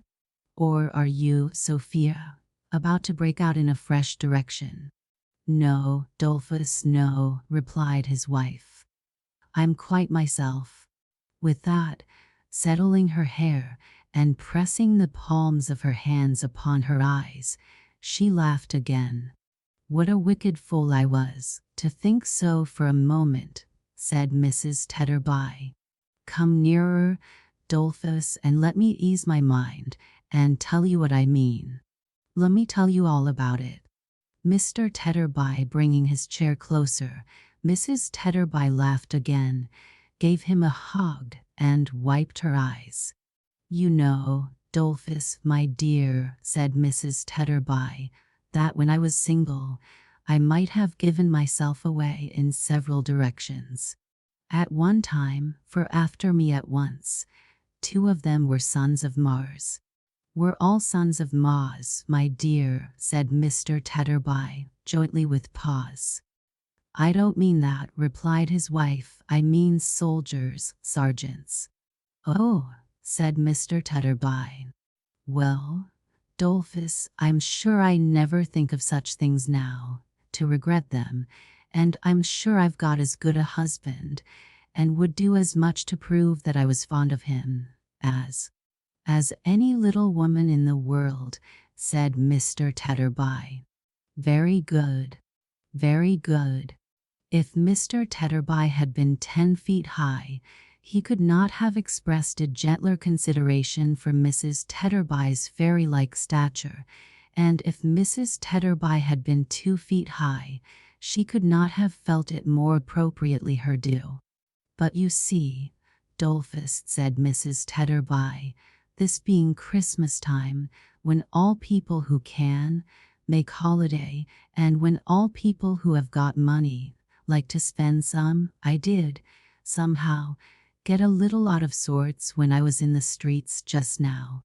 There were so many things to be sold, such delicious things to eat, such fine things to look at, such delightful things to have, and there was so much calculating necessary before I durst lay out a sixpence for the commonest thing. And the basket was so large and wanted so much in it, and my stock of money was so small and would go such a little way. You hate me, don't you, Dolphus?" "Not quite," said Mr. Tetterby, "as yet." "Well, I'll tell you the whole truth," pursued his wife penitently, "and then perhaps you will. I felt all this so much when I was trudging about in the cold, and when I saw a lot of other calculating faces and large baskets trudging about, too, that I began to think whether I mightn't have done better and been happier if I hadn't." The wedding ring went round again, and Mrs. Tetterby shook her downcast head as she turned it. "I see," said her husband quietly. "If you hadn't married at all, or if you had married somebody else?" "Yes," sobbed Mrs. Tetterby. "That's really what I thought. Do you hate me now, Dolphus?" "Why, no," said Mr. Tetterby. "I don't find that I do as yet." Mrs. Tetterby gave him a thankful kiss and went on. "I begin to hope you won't now, Dolphus, though I'm afraid I haven't told you the worst. I can't think what came over me. I don't know whether I was ill or mad or what I was, but I couldn't call up anything that seemed to bind us to each other or to reconcile me to my fortune. All the pleasures and enjoyments we had ever had, they seemed so poor and insignificant. I hated them. I could have trodden on them, and I could think of nothing else except our being poor and the number of mouths there were at home." "Well, well, my dear," said Mr. Tetterby, shaking her hand encouragingly, "that's truth, after all. We are poor, and there are a number of mouths at home here." "Ah, but Dolph, cried his wife, laying her hands upon his neck, "my good, kind, patient fellow, when I had been at home a very little while, how different. Oh, Dolph, dear, how different it was. I felt as if there was a rush of recollection on me, all at once, that softened my hard heart and filled it up till it was bursting. All our struggles for a livelihood, all our cares and wants since we have been married, all the times of sickness, all the hours of watching we have ever had by one another or by the children, seemed to speak to me and say that they had made us one, and that I never might have been or could have been or would have been any other than the wife and mother I am. Then the cheap enjoyments that I could have trodden on so cruelly got to be so precious to me, oh so priceless and dear, that I couldn't bear to think how much I had wronged them, and I said, and say again 100 times, how could I ever behave so, Dolphus? How could I ever have the heart to do it?" The good woman, quite carried away by her honest tenderness and remorse, was weeping with all her heart when she started up with a scream and ran behind her husband. Her cry was so terrified that the children started from their sleep and from their beds and clung about her. Nor did her gaze belie her voice as she pointed to a pale man in a black cloak who had come into the room. "Look at that man. Look there. What does he want?" "My dear," returned her husband, "I'll ask him if you'll let me go." "What's the matter? How you shake?" "I saw him in the street when I was out just now. He looked at me and stood near me. I am afraid of him." "Afraid of him? Why?" "I don't know why I stop, husband," for he was going towards the stranger. She had one hand pressed upon her forehead and one upon her breast, and there was a peculiar fluttering all over her and a hurried, unsteady motion of her eyes as if she had lost something. "Are you ill, my dear? What is it that is going from me again?" she muttered in a low voice. "What is this that is going away?" Then she abruptly answered, "Ill? No, I am quite well," and stood looking vacantly at the floor. Her husband, who had not been altogether free from the infection of her fear at first, and whom the present strangeness of her manner did not tend to reassure, addressed himself to the pale visitor in the black cloak, who stood still, and whose eyes were bent upon the ground. "What may be your pleasure, sir?" he asked with us. "I fear that my coming in unperceived," returned the visitor, "has alarmed you, but you were talking and did not hear me." "My little woman says, perhaps you heard her say it," returned Mr. Tetterby, "that it's not the first time you have alarmed her tonight. I am sorry for it. I remember to have observed her for a few moments only in the street. I had no intention of frightening her." As he raised his eyes in speaking, she raised hers. It was extraordinary to see what dread she had of him, and with what dread he observed it, and yet how narrowly and closely. "My name," he said, "is Redlaw. I come from the old college hard by. A young gentleman who is a student there lodges in your house, does he not?" "Mr. Dunham?" said Tetterby. "Yes." It was a natural action, and so slight as to be hardly noticeable, but the little man, before speaking again, passed his hand across his forehead and looked quickly round the room, as though he were sensible of some change in its atmosphere. The chemist, instantly transferring to him the look of dread he had directed towards the wife, stepped back and his face turned paler. "The gentleman's room," said Tetterby, "is upstairs, sir. There's a more convenient private entrance, but as you have come in here, it will save your going out into the cold if you'll take this little staircase, showing one communicating directly with the parlor, and go up to him that way if you wish to see him." "Yes, I wish to see him," said the chemist. "Can you spare a light?" The watchfulness of his haggard look and the inexplicable distrust that darkened it seemed to trouble Mr. Tetterby. He paused, and looking fixedly at him in return, stood for a minute or so, like a man stupefied or fascinated. At length he said, "I'll light you, sir, if you'll follow me." "No," replied the chemist, "I don't wish to be attended or announced to him. He does not expect me. I would rather go alone. Please to give me the light if you can spare it, and I'll find the way." In the quickness of his expression of this desire, and in taking the candle from the newsman, he touched him on the breast.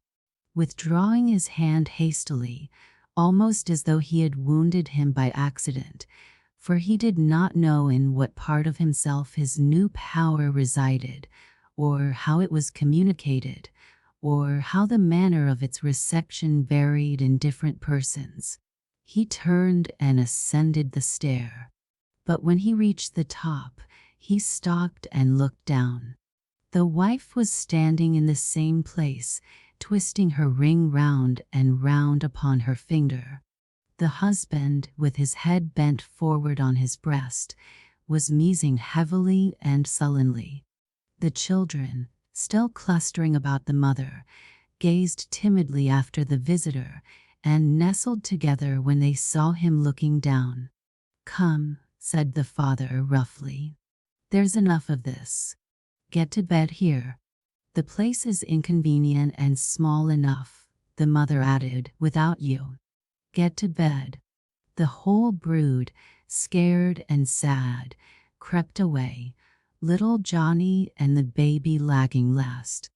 The mother, glancing contemptuously round the sordid room, and tossing from her the fragments of their meal, stopped on the threshold of her task of clearing the table, and sat down, pondering idly and dejectedly. The father betook himself to the chimney corner, and impatiently raking the small fire together, bent over it as if he would monopolize it all. They did not interchange a word. The chemist, paler than before, stole upward like a thief, looking back upon the change below, and dreading equally to go on or return. "What have I done?" he said, confusedly. "What am I going to do?" "To be the benefactor of mankind," he thought he heard a voice reply. He looked round, but there was nothing there, and a passage now shutting out the little parlor from his view. He went on, directing his eyes before him at the way he went. "It is only since last night," he muttered gloomily, "that I have remained shut up, and yet all things are strange to me. I am strange to myself. I am here as in a dream. What interest have I in this place, or in any place that I can bring to my remembrance? My mind is going blind." There was a door before him, and he knocked at it. Being invited by a voice within to enter, he complied. "Is that my kind nurse?" said the voice. "But I need not ask her. There is no one else to come here." It spoke cheerfully, though in a languid tone, and attracted his attention to a young man lying on a couch, drawn before the chimney-piece, with the back towards the door. A meager scanty stove, pinched and hollowed like a sick man's cheeks, and bricked into the center of a hearth that it could scarcely warm, contained the fire, to which his face was turned. Being so near the windy housetop, it wasted quickly, and with a busy sound, and the burning ashes dropped down fast. "They chink when they shoot out here," said the student, smiling, "so, according to the gossips, they are not coffins, but purses. I shall be well and rich yet, some day, if it please God, and shall live perhaps to love a daughter Millie, in remembrance of the kindest nature and the gentlest heart in the world." He put up his hand as if expecting her to take it, but, being weakened, he lay still, with his face resting on his other hand, and did not turn round. The chemist glanced about the room, at the student's books and papers, piled upon a table in a corner, were they, and his extinguished reading lamp, now prohibited and put away, told of the attentive hours that had gone before this illness, and perhaps caused it. At such signs of his old health and freedom, as the out-of-door attire that hung idle on the wall, at those remembrances of other and less solitary scenes, the little miniatures upon the chimney-piece, and the drawing of home, at that token of his emulation, perhaps, in some sort, of his personal attachment to the framed engraving of himself, the looker-on. The time had been, only yesterday, when not one of these objects, in its remotest association of interest with the living figure before him, would have been lost on Redlaw. Now, they were but objects, or, If any gleam of such connection shot upon him, it perplexed and not enlightened him, as he stood looking round with a dull wonder. The student, recalling the thin hand which had remained so long untouched, raised himself on the couch and turned his head. "Mr. Redlaw," he exclaimed, and started up. Redlaw put out his arm. "Don't come nearer to me. I will sit here. Remain you, where you are." He sat down on a chair near the door, and having glanced at the young man standing leaning with his hand upon the couch, spoke with his eyes averted towards the ground. "I heard, by an accident, by what accident is no matter, that one of my class was ill and solitary. I received no other description of him than that he lived in this street. Beginning my inquiries at the first house in it, I have found him." "I have been ill, sir," returned the student, not merely with a modest hesitation, but with a kind of awe of him, "but am greatly better. An attack of fever of the brain, I believe, has weakened me, but I am much better. I cannot say I have been solitary in my illness, or I should forget the ministering hand that has been near me." "You are speaking of the keeper's wife," said Redlaw. "Yes." The student bent his head, as if he rendered her some silent homage. "The chemist, in whom there was a cold, monotonous apathy, which rendered him more like a marble image on the tomb of the man who had started from his dinner yesterday at the first mention of this student's case, than the breathing man himself," glanced again at the student leaning with his hand upon the couch, and looked upon the ground, and in the air, as if for light for his blinded mind.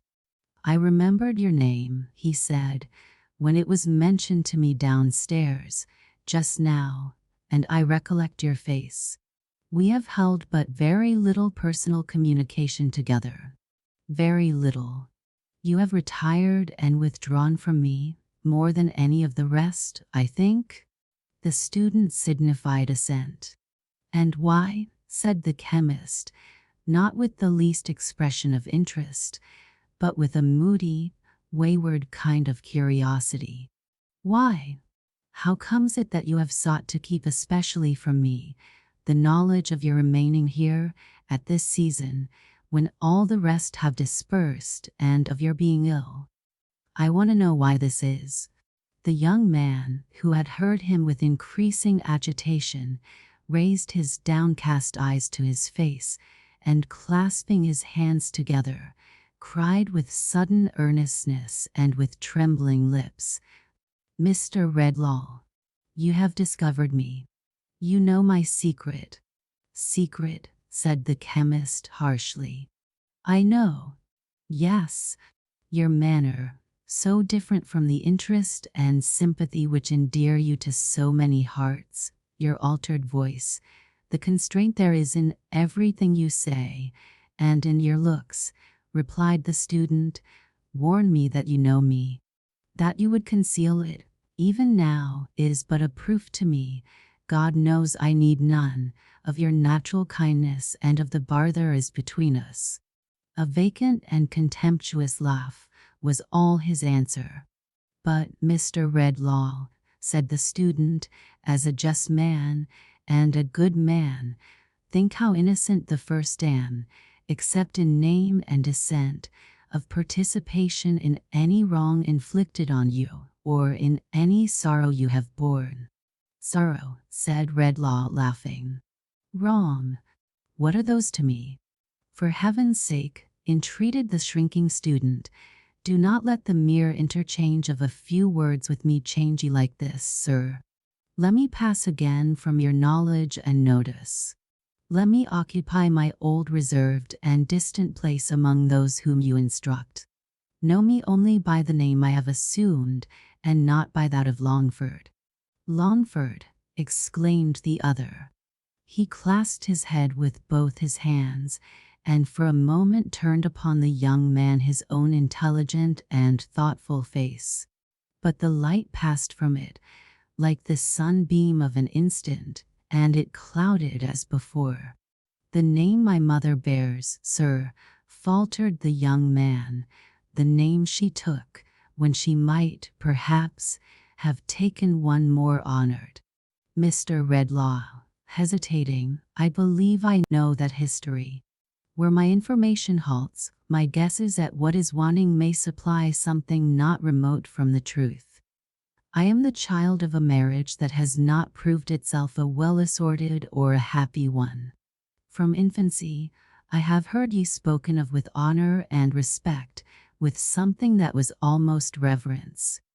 I have heard of such devotion, of such fortitude and tenderness, of such rising up against the obstacles which press men down, that my fancy, since I learnt my little lesson from my mother, has shed a luster on your name. At last, a poor student myself, from whom could I learn but you?" Redlaw, unmoved, unchanged, and looking at him with a staring frown, answered by no word or sign. "I cannot say," pursued the other, "I should try in vain to say, how much it has impressed me and affected me to find the gracious traces of the past in that certain power of winning gratitude and confidence which is associated among us students, among the humblest of us most, with Mr. Redlaw's generous name. Our ages and positions are so different, sir, and I am so accustomed to regard you from a distance, that I wonder at my own presumption when I touch, however lightly, on that beam. But to one who, I may say, who felt no common interest in my mother once, it may be something to hear, now that all is past, with what indescribable feelings of affection I have, in my obscurity, regarded him, with what pain and reluctance I have kept aloof from his encouragement, when a word of it would have made me rich, yet how I have felt it fit that I should hold my course, content to know him, and to be unknown." "Mr. Redlaw," said the student, faintly, "what I would have said, I have said ill, for my strength is strange to me as yet, but for anything unworthy in this fraud of mine, forgive me, and for all the rest forget me." The staring frown remained on Redlaw's face, and yielded to no other expression until the student, with these words, advanced towards him, as if to touch his hand, when he drew back and cried to him, "Don't come nearer to me." The young man stopped, shocked by the eagerness of his recoil, and by the sternness of his repulsion, and he passed his hand, thoughtfully, across his forehead. "The past is past," said the chemist. "It dies like the brutes. Who talks to me of its traces in my life? He rays or lies. What have I to do with your distempered dreams? If you want money, here it is. I came to offer it, and that is all I came for. There can be nothing else that brings me here," he muttered, holding his head again, with both his hands. "There can be nothing else, and yet—" He had tossed his purse upon the table. As he fell into this dim cogitation with himself, the student took it up and held it out to him. "Take it back, sir," he said proudly, though not angrily. "I wish you could take from me, with it, the remembrance of your words and offer." "You do," he retorted, with a wild light in his eyes. "You do." "I do." The chemist went close to him for the first time, and took the purse, and turned him by the arm, and looked him in the face.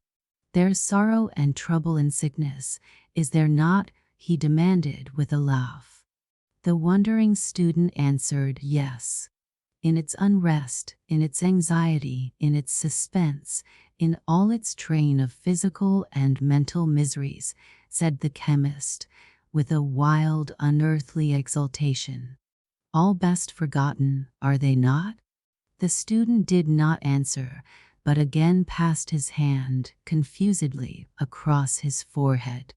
Redlaw still held him by the sleeve when Millie's voice was heard outside. "I can see very well now," she said. "Thank you, Dolph. Don't cry, dear. Father and Mother will be comfortable again tomorrow, and home will be comfortable too. A gentleman with him, is there?" Redlaw released his hold as he listened. "I have feared from the first moment," he murmured to himself, "to meet her. There is a steady quality of goodness in her that I dread to influence. I may be the murder of what is tenderest and best within her bosom." She was knocking at the door. "Shall I dismiss it as an idle foreboding or still avoid her?" he muttered, looking uneasily around. She was knocking at the door again.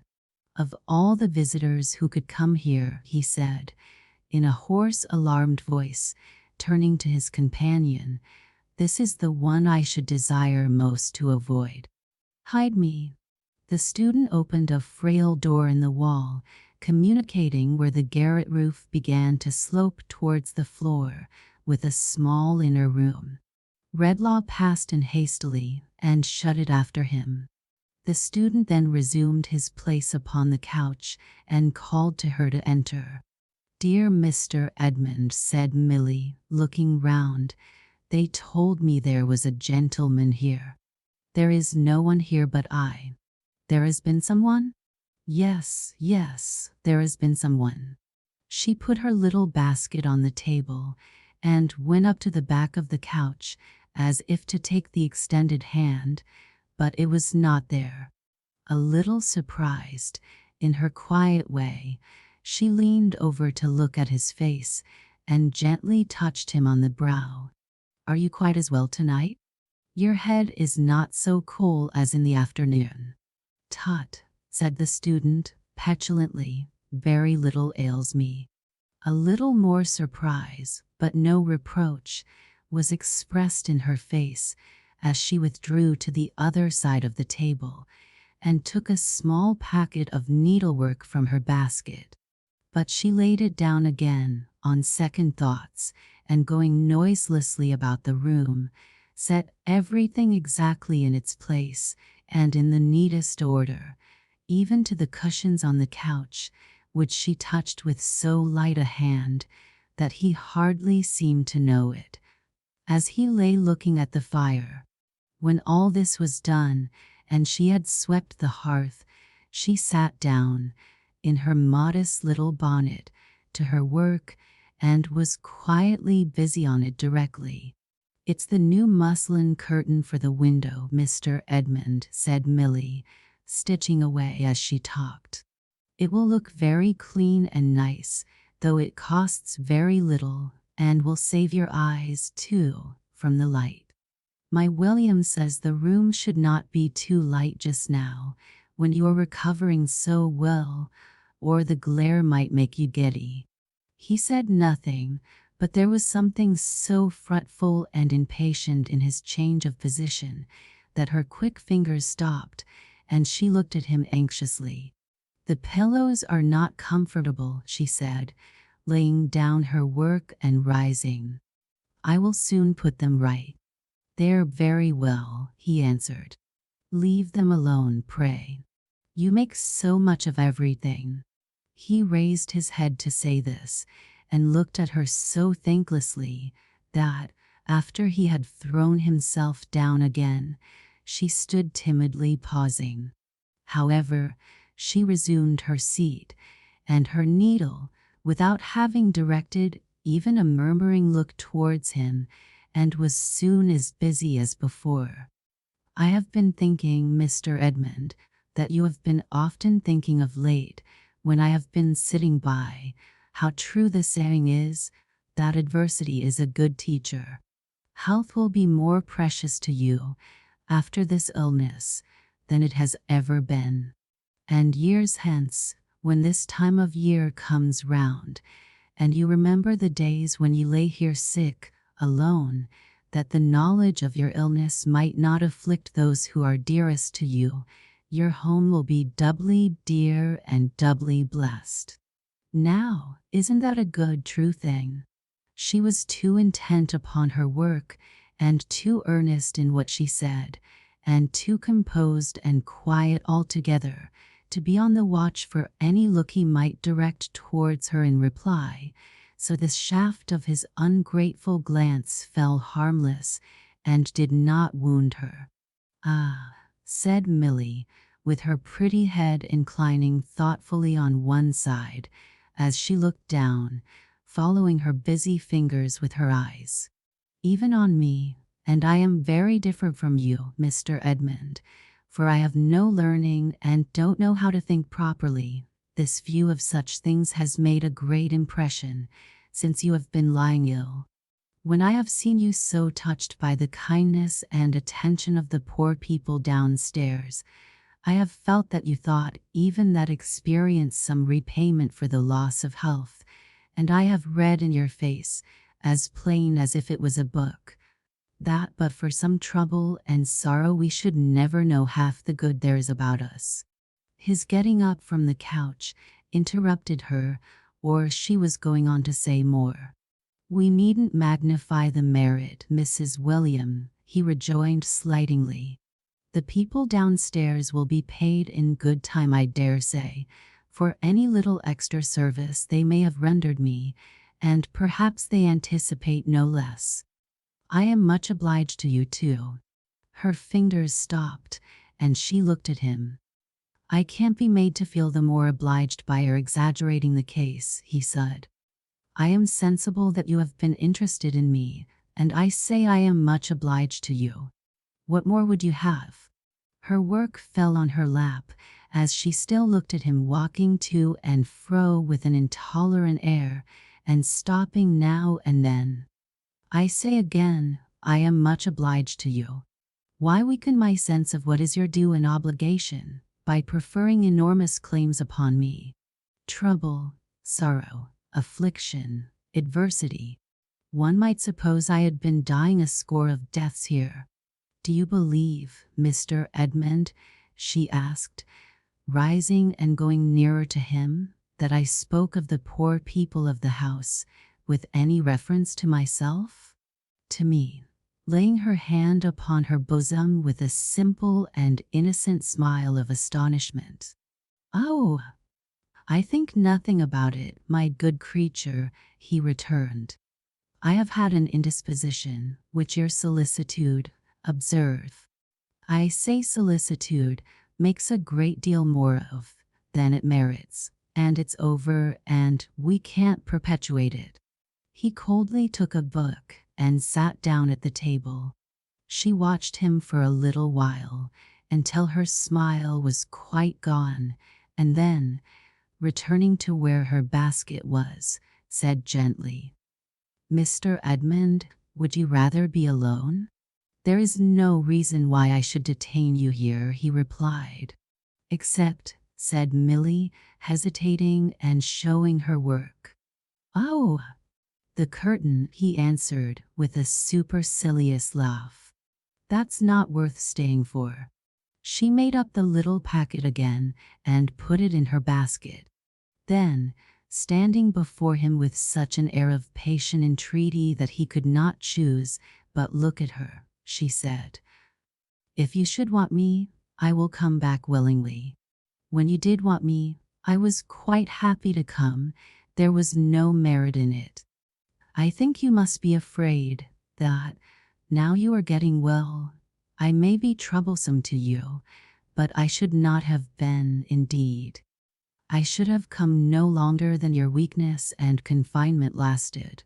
You owe me nothing, but it is right that you should deal as justly by me as if I was a lady, even the very lady that you love, and if you suspect me of meanly making much of the little I have tried to do to comfort your sick room, you do yourself more wrong than ever you can do me.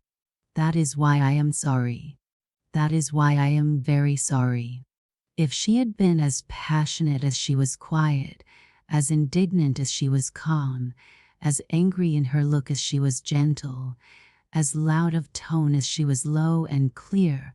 She might have left no sense of her departure in the room, compared with that which fell upon the lonely student when she went away. He was gazing drearily upon the place where she had been, when Redlaw came out of his concealment and came to the door. "When sickness lays its hand on you again," he said, looking fiercely back at him, "may it be soon. Die here." "Rot here? What have ye done?" returned the other, catching at his cloak. "What change have ye wrought in me? What curse have ye brought upon me? Give me back myself. Give me back myself," exclaimed Redlaw like a madman. "I am infected. I am infectious. I am charged with poison for my own mind and the minds of all mankind. Where I felt interest, compassion, sympathy, I am turning into stone. Selfishness and ingratitude spring up in my blighting footsteps. I am only so much less base than the wretches whom I make so, that in the moment of their transformation I can hate them." As he spoke, the young man still holding to his cloak, he cast him off and struck him, then wildly hurried out into the night air where the wind was blowing, the snow falling, the cloud drift sweeping on, the moon dimly shining, and where, blowing in the wind, falling with the snow, drifting with the clouds, shining in the moonlight, and heavily looming in the darkness, were the phantom's words, "The gift that I have given, you shall give again. Go where you will." Whither he went, he neither knew nor cared, so that he avoided company. The change he felt within him made the busy streets a desert, and himself a desert, and the multitude around him, in their manifold endurances and ways of life, a mighty waste of sand, which the winds tossed into unintelligible heaps and made a ruinous confusion of. Those traces in his breast which the phantom had told him would die out soon were not, as yet, so far upon their way to death, but that he understood enough of what he was, and what he made of others, to desire to be alone. This put it in his mind. He suddenly bethought himself, as he was going along, of the boy who had rushed into his room. And then he recollected that of those with whom he had communicated since the phantom's disappearance, that boy alone had shown no sign of being changed. Monstrous and odious as the wild thing was to him, he determined to seek it out and prove if this were really so, and also to seek it with another intention, which came into his thoughts at the same time. So, resolving with some difficulty where he was, he directed his steps back to the old college, and to that part of it where the general porch was, and where, alone, the pavement was worn by the tread of the students' feet. The keeper's house stood just within the iron gates, forming a part of the chief quadrangle.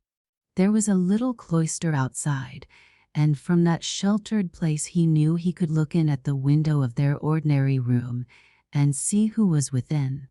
The iron gates were shut, but his hand was familiar with the fastening, and drawing it back by thrusting in his wrist between the bars, he passed through softly, shut it again, and crept up to the window, crumbling the thin crust of snow with his feet. The fire, to which he had directed the boy last night, shining brightly through the glass, made an illuminated place upon the ground. Instinctively avoiding this and going round it, he looked in at the window. At first, he thought that there was no one there, and that the blaze was reddening only the old beams in the ceiling and the dark walls, but peering in more narrowly, he saw the object of his search coiled asleep before it on the floor. He passed quickly to the door, opened it, and went in. The creature lay in such a fiery heat that, as the chemist stooped to rouse him, It scorched his head. So soon as he was touched, the boy, not half awake, clutching his rags together with the instinct of flight upon him, half rolled and half ran into a distant corner of the room, where, heaped upon the ground, he struck his foot out to defend himself. "Get up," said the chemist. "You have not forgotten me?" "You let me alone," returned the boy. "This is the woman's house, not yours." The chemist's steady eye controlled him somewhat, or inspired him with enough submission to be raised upon his feet, and looked at. "Who washed them, and put those bandages where they were bruised and cracked?" asked the chemist, pointing to their altered state. "The woman did." "And is it she who has made you cleaner in the face too?" "Yes, the woman." Redlaw asked these questions to attract his eyes towards himself, and with the same intent now held him by the chin and threw his wild hair back, though he loathed to touch him. The boy watched his eyes keenly, as if he thought it needful to his own defense, not knowing what he might do next, and Redlaw could see well that no change came over him. "Where are they?" he inquired. "The woman's out." "I know she is." "Where's the old man with the white hair and his son?" "The woman's husband, d'ye mean?" inquired the boy. "Aye." "Where are those two?" "Out. Something's the matter somewhere. They were fetched out in a hurry and told me to stop here." "Come with me," said the chemist, "and I'll give you money." "Come where? And how much will you give?" "I'll give you more shillings than you ever saw, and bring you back soon." "Do you know your way to where you came from?" "You let me go," returned the boy, suddenly twisting out of his grasp. "I'm not a-going to take you there. Let me be, or I'll heave some fire at you." He was down before it, and ready, with his savage little hand, to pluck the burning coals out. What the chemist had felt, in observing the effect of his charmed influence stealing over those with whom he came in contact, was not nearly equal to the cold-bayed terror with which he saw this baby monster put it at defiance. It chilled his blood to look on the immovable and penetrable thing, in the likeness of a child, with its sharp malignant face turned up to his, and its almost infant hand, ready at the bars. "Listen, boy," he said. "You shall take me where you please, so that you take me where the people are very miserable or very wicked. I want to do them good, and not to harm them. You shall have money, as I have told you, and I will bring you back. Get up. Come quickly." He made a hasty step towards the door, afraid of her returning. "Will you let me walk by myself, and never hold me, nor yet touch me?" said the boy, slowly withdrawing the hand with which he threatened, and beginning to get up. "I will. And let me go, before, behind, or anyways I like?" "I will. Give me some money first, then, and go." The chemist laid a few shillings, one by one, in his extended hand. To count them was beyond the boy's knowledge, but he said, "One," every time, and avariciously looked at each as it was given, and at the donor. He had nowhere to put them, out of his hand, but in his mouth, and he put them there. Redlaw then wrote with his pencil on a leaf of his pocket-book that the boy was with him, and laying it on the table, signed to him to follow. Keeping his rags together, as usual, the boy complied, and went out with his bare head and naked feet into the winter night, preferring not to depart by the iron gate by which he had entered, where they were in danger of meeting her whom he so anxiously avoided. The chemist led the way, through some of those passages among which the boy had lost himself, and by that portion of the building where he lived, to a small door of which he had the key. When they got into the street, he stopped to ask his guide, who instantly retreated from him, if he knew where they were. The savage thing looked here and there, and at length, nodding his head, pointed in the direction he designed to take. Redlaw going on at once, he followed, something less suspiciously, shifting his money from his mouth into his hand, and back again into his mouth, and stealthily rubbing it bright upon his shreds of dress as he went along. 3 times, in their progress, they were side by side. 3 times they stopped, being side by side. 3 times the chemist glanced down at his face and shuddered as it forced upon him one reflection. The first occasion was when they were crossing an old churchyard, and Redlaw stopped among the graves, utterly at a loss how to connect them with any tender, softening, or consolatory thought. The second was when the breaking forth of the moon induced him to look up at the heavens, where he saw her in her glory, surrounded by a host of stars he still knew by the names and histories which human science has appended to them, but where he saw nothing else he had been wont to see, felt nothing he had been wont to feel, in looking up there on a bright night.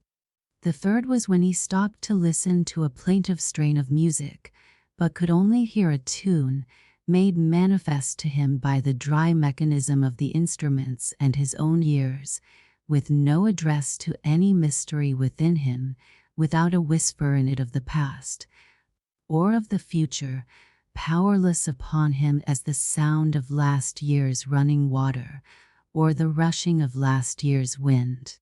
At each of these 3 times he saw with horror that, in spite of the vast intellectual distance between them, and their being unlike each other in all physical respects, the expression on the boy's face was the expression on his own.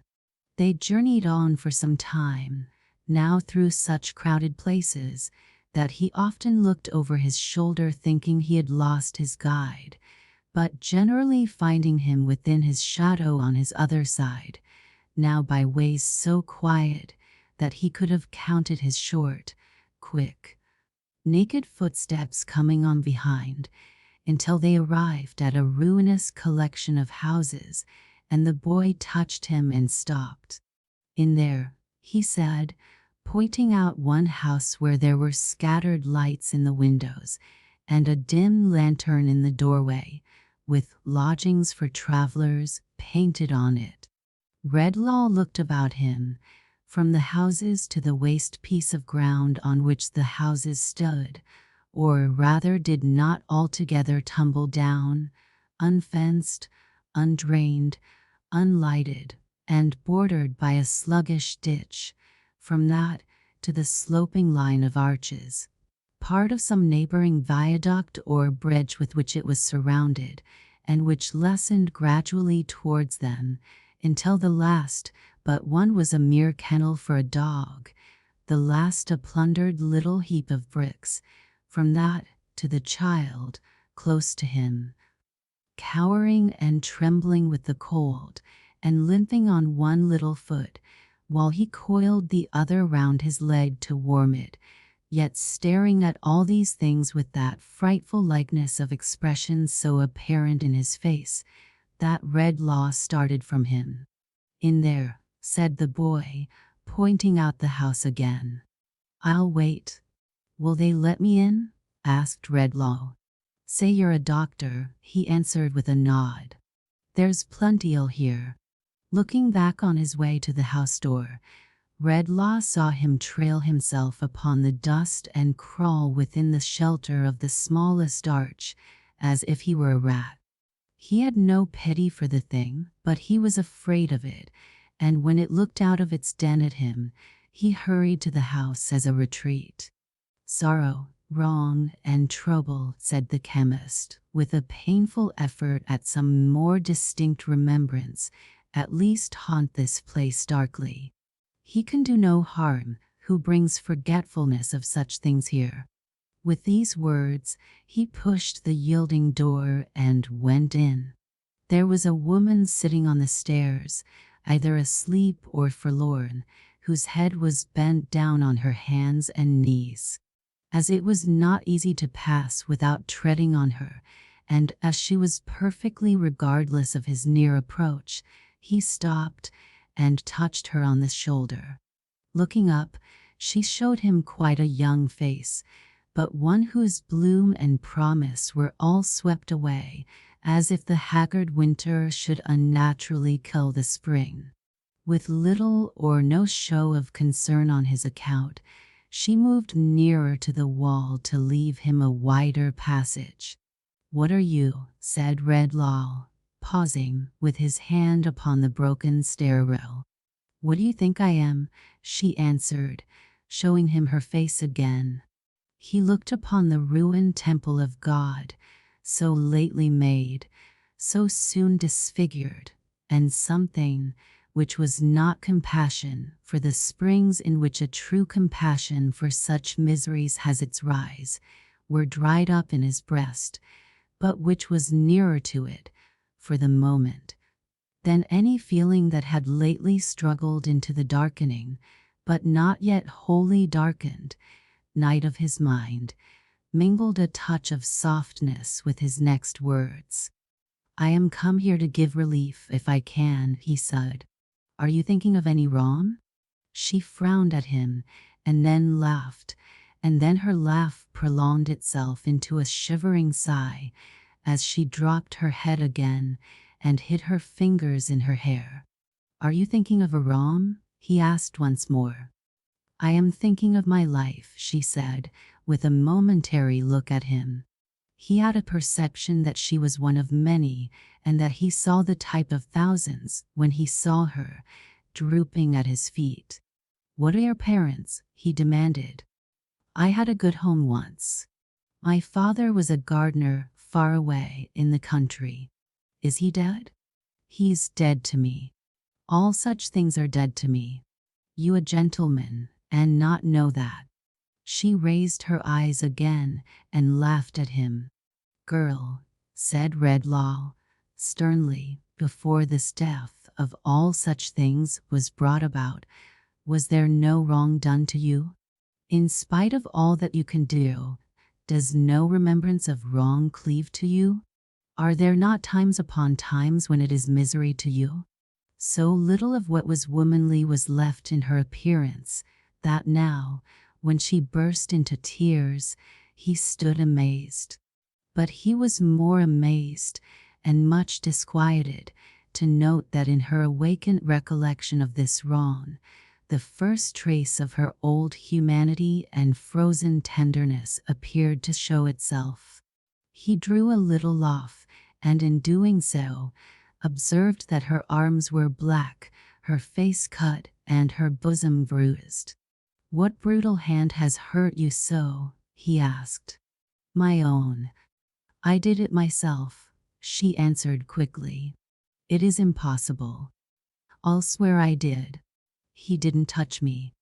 I did it to myself in a passion and threw myself down here. He wasn't near me. He never laid a hand upon me."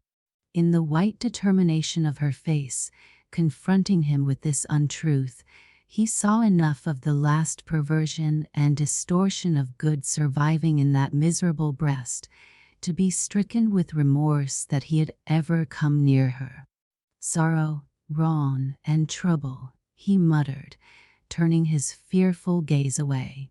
"All that connects her with the state from which she has fallen has those roots. In the name of God, let me go by." Afraid to look at her again, afraid to touch her, afraid to think of having sundered the last thread by which she held upon the mercy of heaven, he gathered his cloak about him and glided swiftly up the stairs. Opposite to him, on the landing, was a door, which stood partly open, and which, as he ascended, a man with a candle in his hand came forward from within to shut.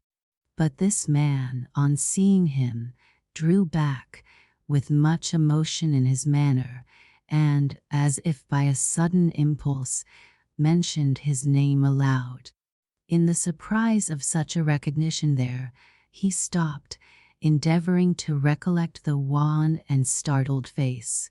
He had no time to consider it, for, to his yet greater amazement, old Philip came out of the room and took him by the hand. "Mr. Redlaw," said the old man, "this is like you. This is like you, sir. You have heard of it, and have come after us to render any help you can. Ah, too late, too late." Redlaw, with a bewildered look, submitted to be led into the room. A man lay there on a truckle bed, and William Swidger stood at the bedside. "Too late," murmured the old man, looking wistfully into the chemist's face, and the tears stole down his cheeks. "That's what I say, father," interposed his son in a low voice. "That's where it is, exactly. To keep as quiet as ever we can while he's a-dozing is the only thing to do." "You're right, father." Redlaw paused at the bedside and looked down on the figure that was stretched upon the mattress. It was that of a man who should have been in the vigor of his life, but on whom it was not likely the sun would ever shine again. The vices of his 40 or 50 years' career had so branded him that, in comparison with their effects upon his face, the heavy hand of time upon the old man's face who watched him had been merciful and beautifying. "Who is this?" asked the chemist, looking round. "My son George, Mr. Redlaw," said the old man, wringing his hands. "My eldest son, George, who was more his mother's pride than all the rest." Redlaw's eyes wandered from the old man's grey head, as he laid it down upon the bed, to the person who had recognized him and who had kept aloof in the remotest corner of the room. He seemed to be about his own age, and although he knew no such hopeless decay and broken man as he appeared to be, there was something in the turn of his figure, as he stood with his back towards him and now went out at the door, that made him pass his hand uneasily across his brow. "William," he said in a gloomy whisper, "who is that man?" "Why, you see, sir," returned Mr. William, "that's what I say, myself. Why should a man ever go and gamble, and the like of that, and let himself down inch by inch till he can't let himself down any lower?" "Has he done so?" asked Redlaw, glancing after him with the same uneasy action as before. "Just exactly that, sir," returned William Swidger, "as I'm told. He knows a little about medicine, sir, it seems, and having been wayfaring towards London with my unhappy brother that you see here," Mr. William passed his coat sleeve across his eyes, "and being lodging upstairs for the night, what I say, you see, is that strange companions come together here sometimes. He looked in to attend upon him, and came for us at his request. What a mournful spectacle, sir! But that's where it is. It's enough to kill my father." Redlaw looked up at these words, and, recalling where he was and with whom, and the spell he carried with him, which his surprise had obscured, retired a little, hurriedly, debating with himself whether to shun the house that moment or remain. Yielding to a certain sullen doggedness, which it seemed to be a part of his condition to struggle with, he argued for remaining. "Was it only yesterday," he said, "when I observed the memory of this old man to be a tissue of sorrow and trouble, and shall I be afraid, tonight, to shake it? Are such remembrances as I can drive away so precious to this dying man that I need fear for him? No, I'll stay here." But he stayed in fear and trembling none the less for these words, and, shrouded in his black cloak with his face turned from them, stood away from the bedside, listening to what they said, as if he felt himself a demon in the place. "Father," murmured the sick man, rallying a little from stupor. "My boy, my son George," said old Philip. "You spoke, just now, of my being mother's favorite long ago. It's a dreadful thing to think now of long ago." "No, no, no," returned the old man. "Think of it. Don't say it's dreadful. It's not dreadful to me, my son. It cuts you to the heart, father." For the old man's tears were falling on him. "Yes, yes," said Philip, "so it does. But it does me good. It's a heavy sorrow to think of that time, but it does me good, George. Oh, think of it too, and your heart will be softened more and more. Where's my son William? William, my boy, your mother loved him dearly to the last, and with her latest breath said, 'Tell him I forgave him, blessed him, and prayed for him.' Those were her words to me. I have never forgotten them, and I'm 87. Father," said the man upon the bed, "I am dying, I know. I am so far gone that I can hardly speak, even of what my mind most runs on.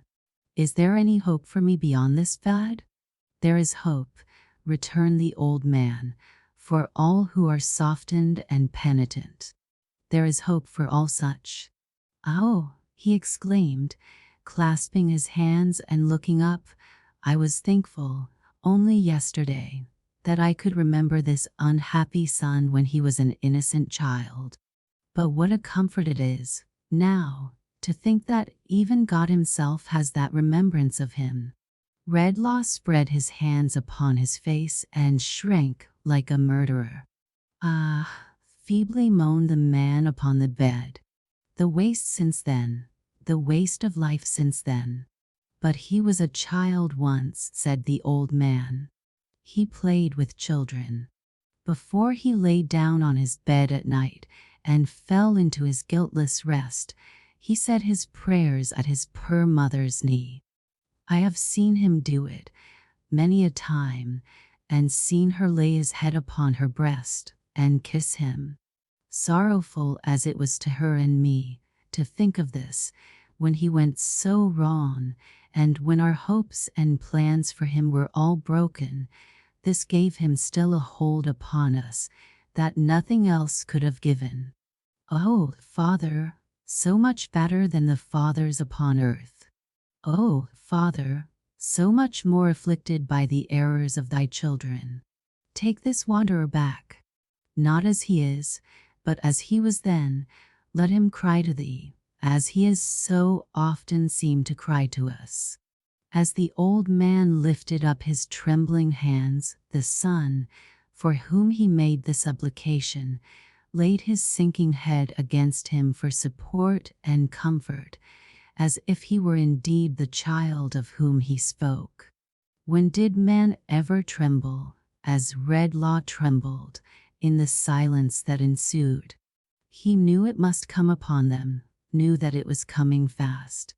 "My time is very short, my breath is shorter," said the sick man, supporting himself on one arm and with the other groping in the air, "and I remember there is something on my mind concerning the man who was here just now. Father and William, wait. Is there really anything in black out there?" "Yes, yes, it is real," said his aged father. "Is it a man?" "What I say myself, George," interposed his brother, bending kindly over him. "It's Mr. Redlaw. I thought I had dreamed of him. Ask him to come here." The chemist, whiter than the dying man, appeared before him. Obedient to the motion of his hand, he sat upon the bed. "It has been so ripped up tonight, sir," said the sick man, laying his hand upon his heart, with a look in which the mute, imploring agony of his condition was concentrated, "by the sight of my poor old father, and the thought of all the trouble I have been the cause of, and all the wrong and sorrow lying at my door. That was it, the extremity to which he had come, or was it the dawning of another change that made him stop? That what I can do right with my mind running on so much, so fast, I'll try to do. There was another man here. Did you see him? Redlaw could not reply by any word, for when he saw that fatal sign he knew so well now of the wandering hand upon the forehead, his voice died at his lips. But he made some indication of assent. He is penniless, hungry, and destitute. He is completely beaten down and has no resource at all. Look after him. Lose no time. I know he has it in his mind to kill himself. It was working. It was on his face. His face was changing, hardening, deepening in all its shades, and losing all its sorrow. Don't you remember? Don't you know him? He pursued. He shut his face out for a moment, with the hand that again wandered over his forehead, and then it lowered on Redlaw, reckless, ruffianly, and callous. Why, DNU, he said, scowling round, what have you been doing to me here? I have lived bold, and I mean to die bold. To the devil with you. And so lay down upon his bed, and put his arms up over his head and ears, as resolute from that time to keep out all access, and to die in his indifference. If Redlaw had been struck by lightning, it could not have struck him from the bedside with a more tremendous shock. But the old man, who had left the bed while his son was speaking to him, now returning, avoided it quickly likewise and with abhorrence. "Where's my boy William?" said the old man hurriedly. "William, come away from here. We'll go home." "Home, father," returned William. "Are you going to leave your own son?" "Where's my own son?" replied the old man. "Where? Why, there." "That's no son of mine," said Philip, trembling with resentment. "No such wretch as that has any claim on me. My children are pleasant to look at, and they wait upon me, and get my meat and drink ready, and are useful to me. I've a right to it. I'm 87. "You're old enough to be no older," muttered William, looking at him grudgingly, with his hands in his pockets. "I don't know what good you are myself. We could have a deal more pleasure without you." "My son, Mr. Redlaw," said the old man. "My son, too. The boy talking to me of my son. Why, what has he ever done to give me any pleasure, I should like to know?" "I don't know what you have ever done to give me any pleasure," said William sulkily. "Let me think," said the old man.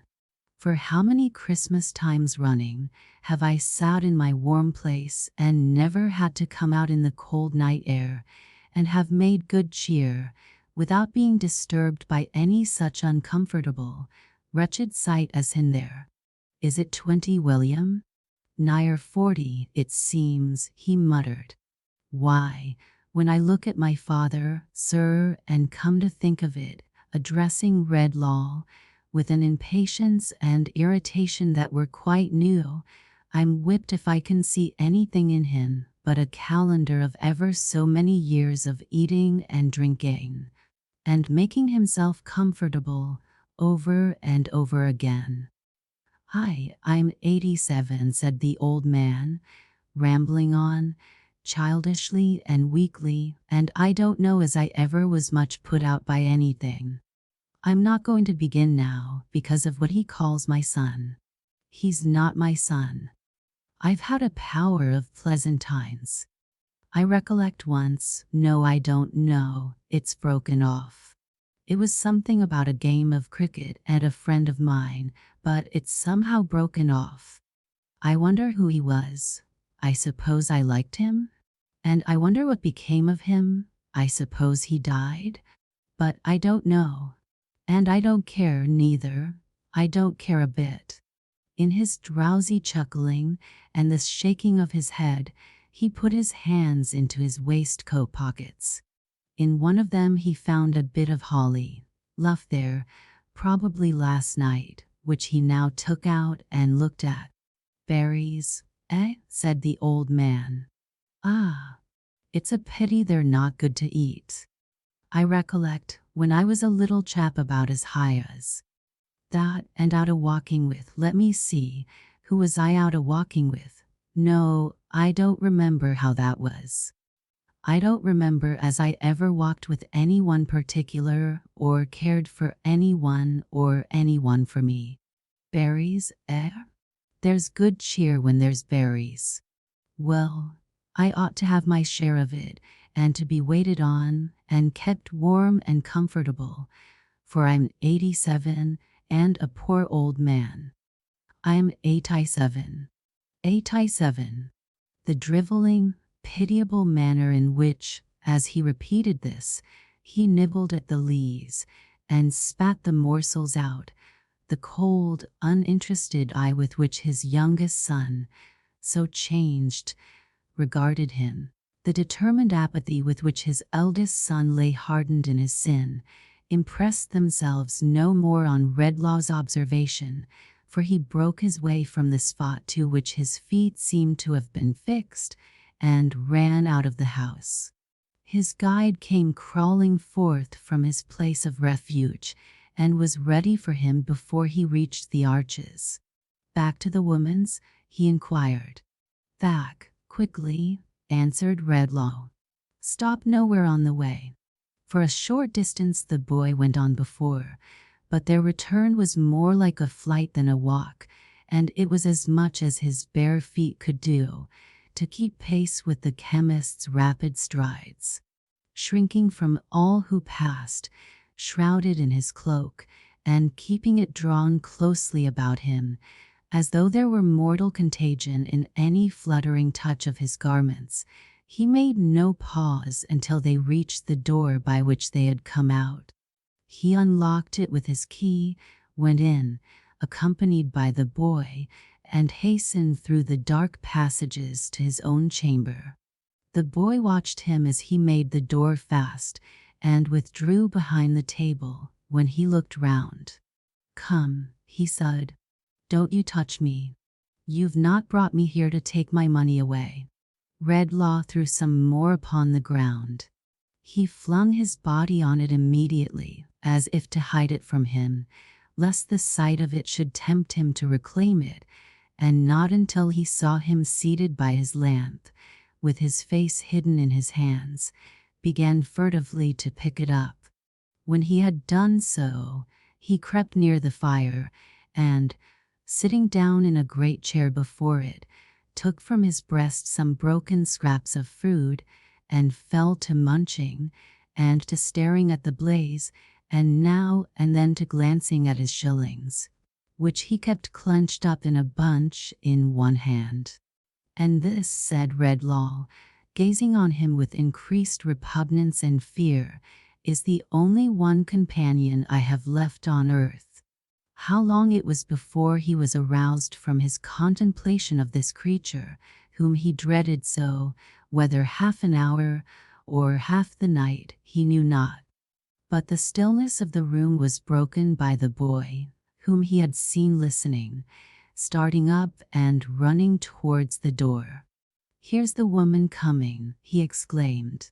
The chemist stopped him on his way at the moment when she knocked. "Let me go to her, will you?" said the boy. "Not now," returned the chemist. "Stay here. Nobody must pass in or out of the room now." "Who's that?" "It's I, sir," cried Milly. "Pray, sir, let me in." "No, not for the world," he said. "Mr. Redlaw, Mr. Redlaw, pray, sir, let me in." "What is the matter?" he said, holding the boy. "The miserable man you saw is worse, and nothing I can say will wake him from his terrible infatuation. William's father has turned childish in a moment. William himself is changed. The shock has been too sudden for him. I cannot understand him. He is not like himself. Oh, Mr. Redlaw, pray advise me, help me. No, no, no, he answered. Mr. Redlaw, dear sir, George has been muttering in his doze about the man you saw there, who, he fears, will kill himself. Better he should do it than come near me. He says, in his wandering, that you know him, that he was your friend once, long ago, that he is the ruined father of a student here. My mind misgives me of the young gentleman who has been ill. What is to be done? How is he to be followed? How is he to be saved? Mr. Redlaw, pray, oh, pray, advise me. Help me. All this time he held the boy, who was half mad, to pass him, and let her in. Phantoms, punishers of impious thoughts, cried Redlaw, gazing round in anguish, look upon me. From the darkness of my mind, let the glimmering of contrition that I know is there shine up and show my misery. In the material world, as I have long taught, nothing can be spared. No step or atom in the wondrous structure could be lost without a blank being made in the great universe. I know now that it is the same with good and evil, happiness and sorrow in the memories of men. Pity me, relieve me. There was no response, but her help me, let me in, and the boys struggling to get to her. Shadow of myself, spirit of my darker hours, cried Redlaw, in distraction, come back and haunt me day and night, but take this gift away. Or, if it must still rest with me, deprive me of the dreadful power of giving it to others. Undo what I have done. Leave me benighted, but restore the day to those whom I have cursed. As I have spared this woman from the first, and as I never will go forth again, but will die here, with no hand to tend me, save this creature's who is proof against me, hear me.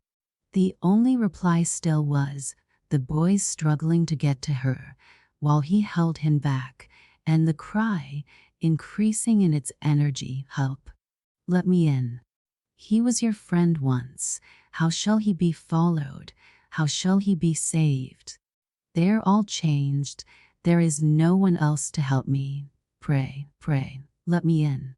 Chapter 3. The Gift Reversed. Night was still heavy in the sky.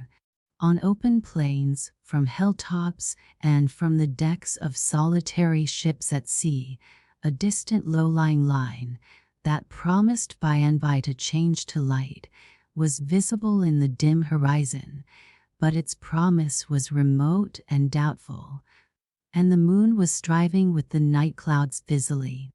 The shadows upon Redlaw's mind succeeded thick and fast to one another, and obscured its light as the night clouds hovered between the moon and earth, and kept the latter veiled in darkness.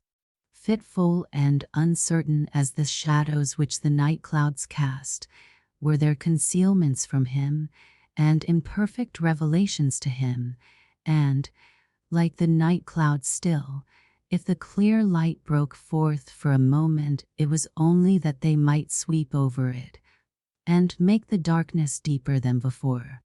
Without, there was a profound and solemn hush upon the ancient pile of building, and its buttresses and angles made dark shapes of mystery upon the ground, which now seemed to retire into the smooth white snow, and now seemed to come out of it, as the moon's path was more or less beset. Within, the chemist's room was indistinct and murky. By the light of the expiring lamp, a ghostly silence had succeeded to the knocking and the voice outside. Nothing was audible but, now and then, a low sound among the whitened ashes of the fire, as of its yielding up its last breath. Before it on the ground the boy lay fast asleep. In his chair, The chemist sat as he had sat there since the calling at his door had ceased, like a man turned to stone.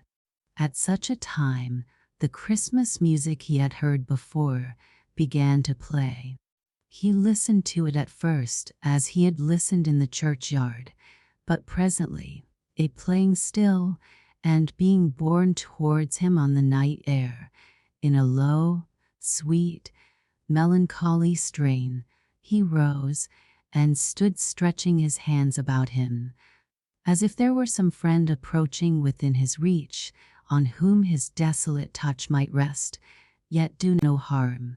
As he did this, his face became less fixed and wondering.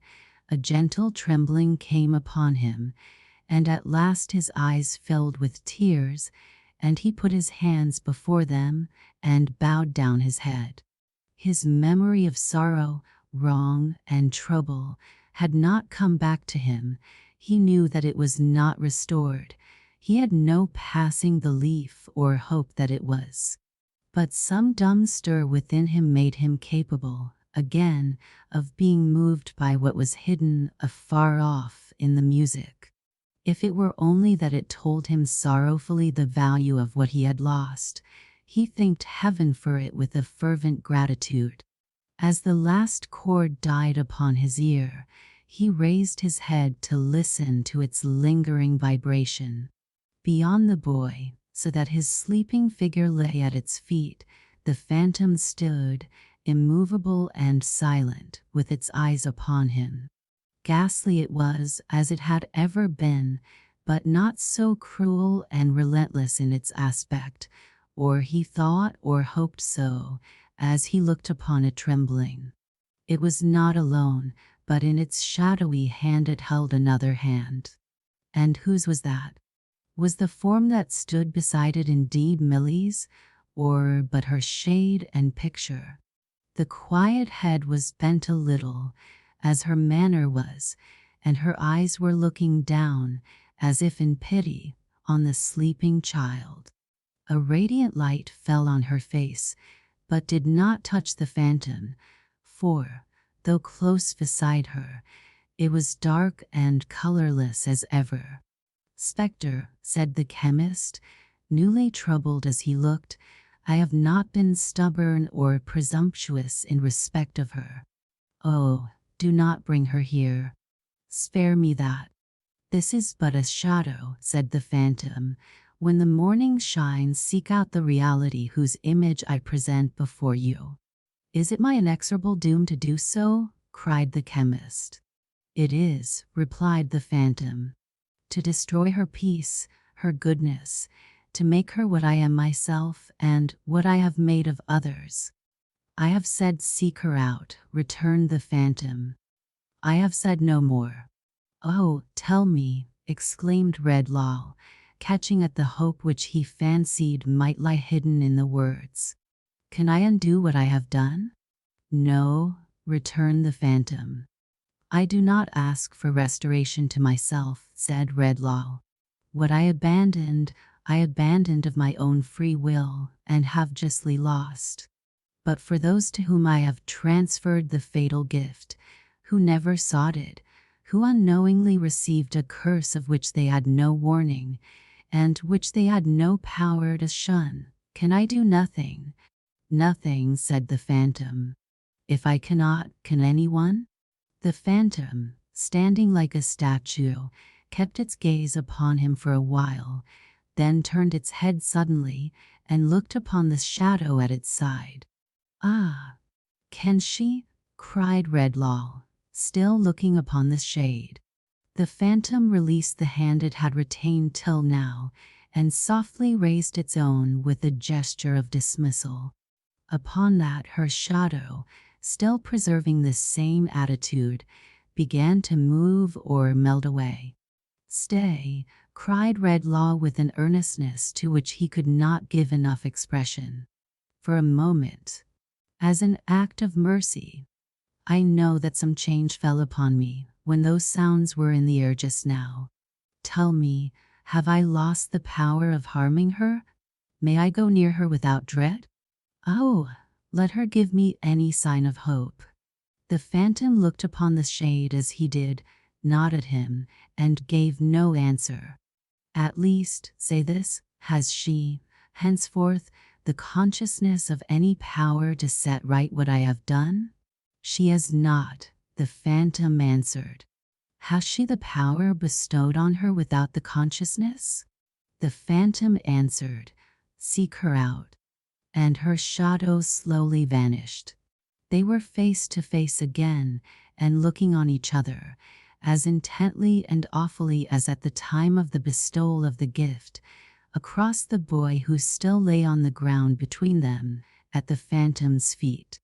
Terrible instructor, said the chemist, sinking on his knee before it, in an attitude of supplication, by whom I was renounced, but by whom I am revisited, in which, and in whose milder aspect, I would fain believe I have a gleam of hope.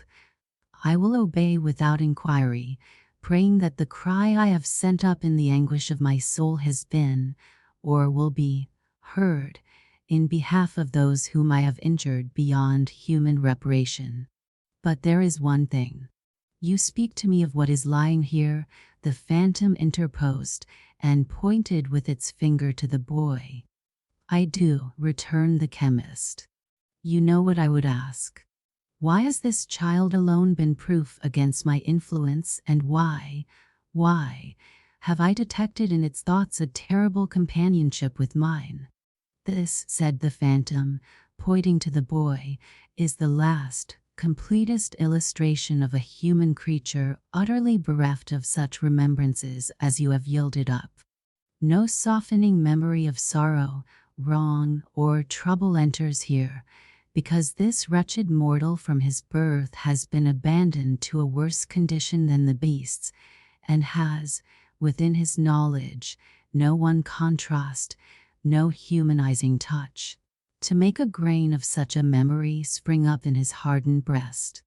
All within this desolate creature is barren wilderness. All within the man bereft of what you have resigned is the same barren wilderness. Woe to such a man! Woe, tenfold, to the nation that shall count its monsters such as this, lying here, by hundreds and by thousands. Redlaw shrank, appalled, from what he heard. There is not, said the phantom, one of these, not one, but sows a harvest that mankind must reap. From every seed of evil in this boy, a field of ruin is grown that shall be gathered in, and garnered up, and sown again in many places in the world, until regions are overspread with wickedness enough to raise the waters of another deluge. Open and unpunished murder in its city streets would be less guilty in its daily toleration than one such spectacle as this. It seemed to look down upon the boy in his sleep. Redlaw, too, looked down upon him with a new emotion. There is not a father, said the phantom, by whose side in his daily or his nightly walk these creatures pass. There is not a mother among all the ranks of loving mothers in this land. There is no one risen from the state of childhood, but shall be responsible in his or her degree for this enormity. There is not a country throughout the earth on which it would not bring a curse. There is no religion upon earth that it would not deny. There is no people upon earth it would not put to shame. The chemist clasped his hands and looked, with trembling fear and pity, from the sleeping boy to the phantom, standing above him with his finger pointing down. Behold, I say, pursued the spectre, the perfect type of what it was your choice to be. Your influence is powerless here, because from this child's bosom you can banish nothing. His thoughts have been in terrible companionship with yours, because you have gone down to his unnatural level. He is the growth of man's indifference. You're the growth of man's presumption. The beneficent design of heaven is, in each case, overthrown, and from the two poles of the immaterial world you come together. The chemist stooped upon the ground beside the boy, and, with the same kind of compassion for him that he now felt for himself, covered him as he slept, and no longer shrank from him with abhorrence or indifference. Soon, now, the distant line on the horizon brightened, the darkness faded, the sun rose red and glorious, and the chimney stacks and gables of the ancient building gleamed in the clear air, which turned the smoke and vapor of the city into a cloud of gold. The very sundial in his shady corner, where the wind was used to spin with such unwindy constancy, shook off the finer particles of snow that had accumulated on his dull old face in the night, and looked out at the little white wreaths eddying round and round him. Doubtless some blind groping of the morning made its way down into the forgotten crypt so cold and earthy, where the Norman arches were half buried in the ground, and stirred the dull sap in the lazy vegetation hanging to the walls, and quickened the slow principle of life within the little world of wonderful and delicate creation which existed there, with some faint knowledge that the sun was up. The Tetterbys were up and doing. Mr. Tetterby took down the shutters of the shop, and, strip by strip, revealed the treasures of the window to the eyes, so proof against their seductions of Jerusalem buildings. Adolphus had been out so long already that he was halfway on to Morning Pepper. 5 small Tetterbys, whose 10 round eyes were much inflamed by soap and friction, were in the tortures of a coal wash in the back kitchen, Mrs. Tetterby presiding. Johnny, who was pushed and hustled through his toilet with great rapidity when Moloch chanced to be in an exacting frame of mind, which was always the case, staggered up and down with his charge before the shop door, under greater difficulties than usual, the weight of Moloch being much increased by a complication of defenses against the cold, composed of knitted worsted work and forming a complete suit of chain armor, with a headpiece and blue gaiters. It was a peculiarity of this baby to be always cutting teeth. Whether they never came, or whether they came and went away again, is not in evidence, but it had certainly cut enough, on the showing of Mrs. Tetterby, to make a handsome dental provision for the sign of the bowl and mouth. All sorts of objects were impressed for the rubbing of its gums, notwithstanding that it always carried, dangling at its waist, which was immediately under its chin, a bone ring, large enough to have represented the rosary of a young nun. Knife handles, umbrella tops, the heads of walking sticks selected from the stock, the fingers of the family in general, but especially of Johnny, nutmeg graters, crusts, the handles of doors, and the coal knobs on the tops of pokers, were among the commonest instruments indiscriminately applied for this baby's relief. The amount of electricity that must have been rubbed out of it in a week is not to be calculated. Still, Mrs. Tetterby always said it was coming through, and then the child would be herself, and still it never did come through, and the child continued to be somebody else. The tempers of the little Tetterbys had sadly changed with a few hours. Mr. and Mrs. Tetterby themselves were not more altered than their offspring.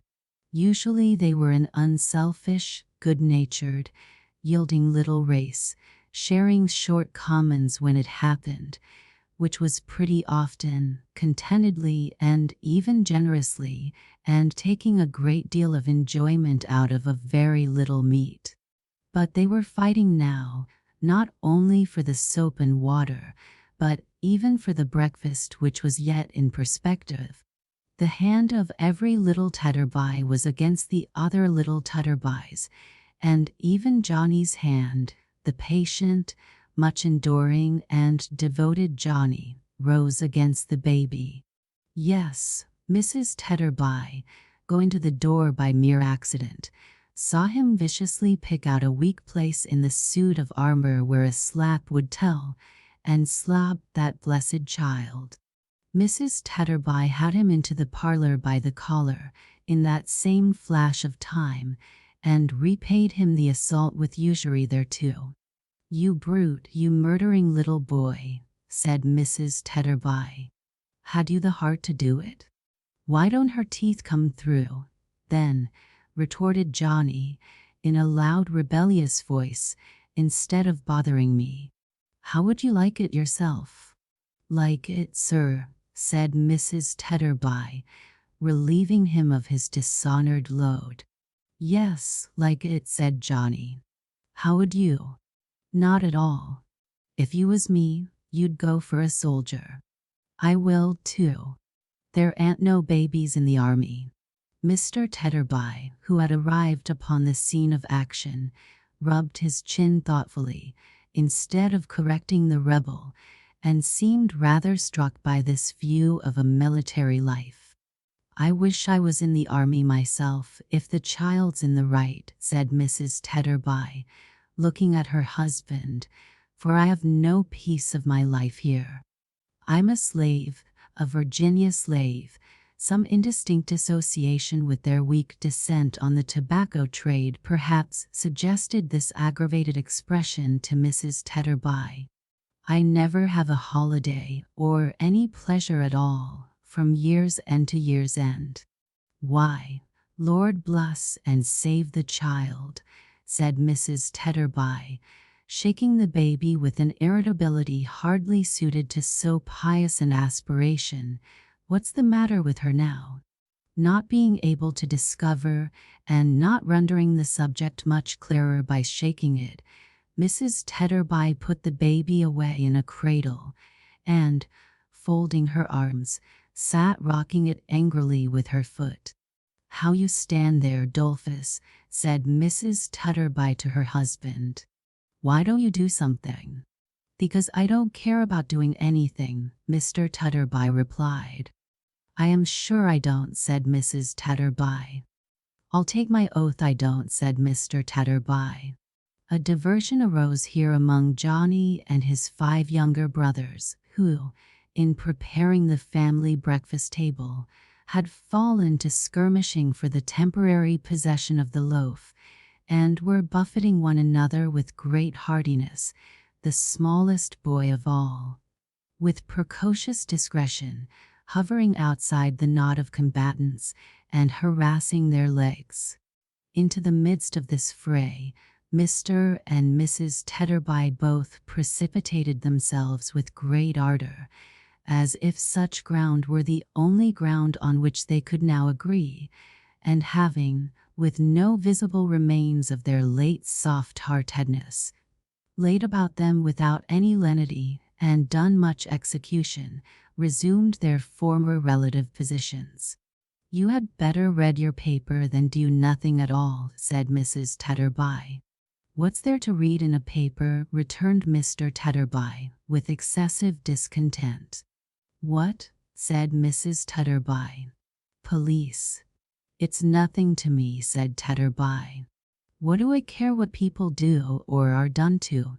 "Suicides," suggested Mrs. Tetterby. "No business of mine," replied her husband. "Births, deaths, and marriages, are those nothing to you?" said Mrs. Tetterby.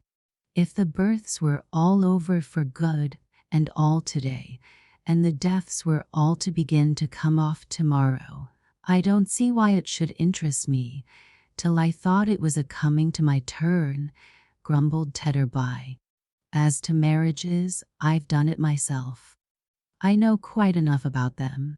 To judge from the dissatisfied expression of her face and manner, Mrs. Tetterby appeared to entertain the same opinions as her husband, but she opposed him, nevertheless, for the gratification of quarreling with him. "Oh, you're a consistent man," said Mrs. Tetterby. "Ain't you? You, with the screen of your own making there, made of nothing else but bits of newspapers, which you sit and read to the children by the half hour together." Say used to, if you please, returned her husband. You won't find me doing so any more. I'm wiser now. Bah! Wiser, indeed, said Mrs. Tetterby. Are you better? The question sounded some discordant note in Mr. Tetterby's breast. He ruminated dejectedly and passed his hand across and across his forehead. Better, murmured Mr. Tetterby. I don't know as any of us are better or happier either. Better, is it?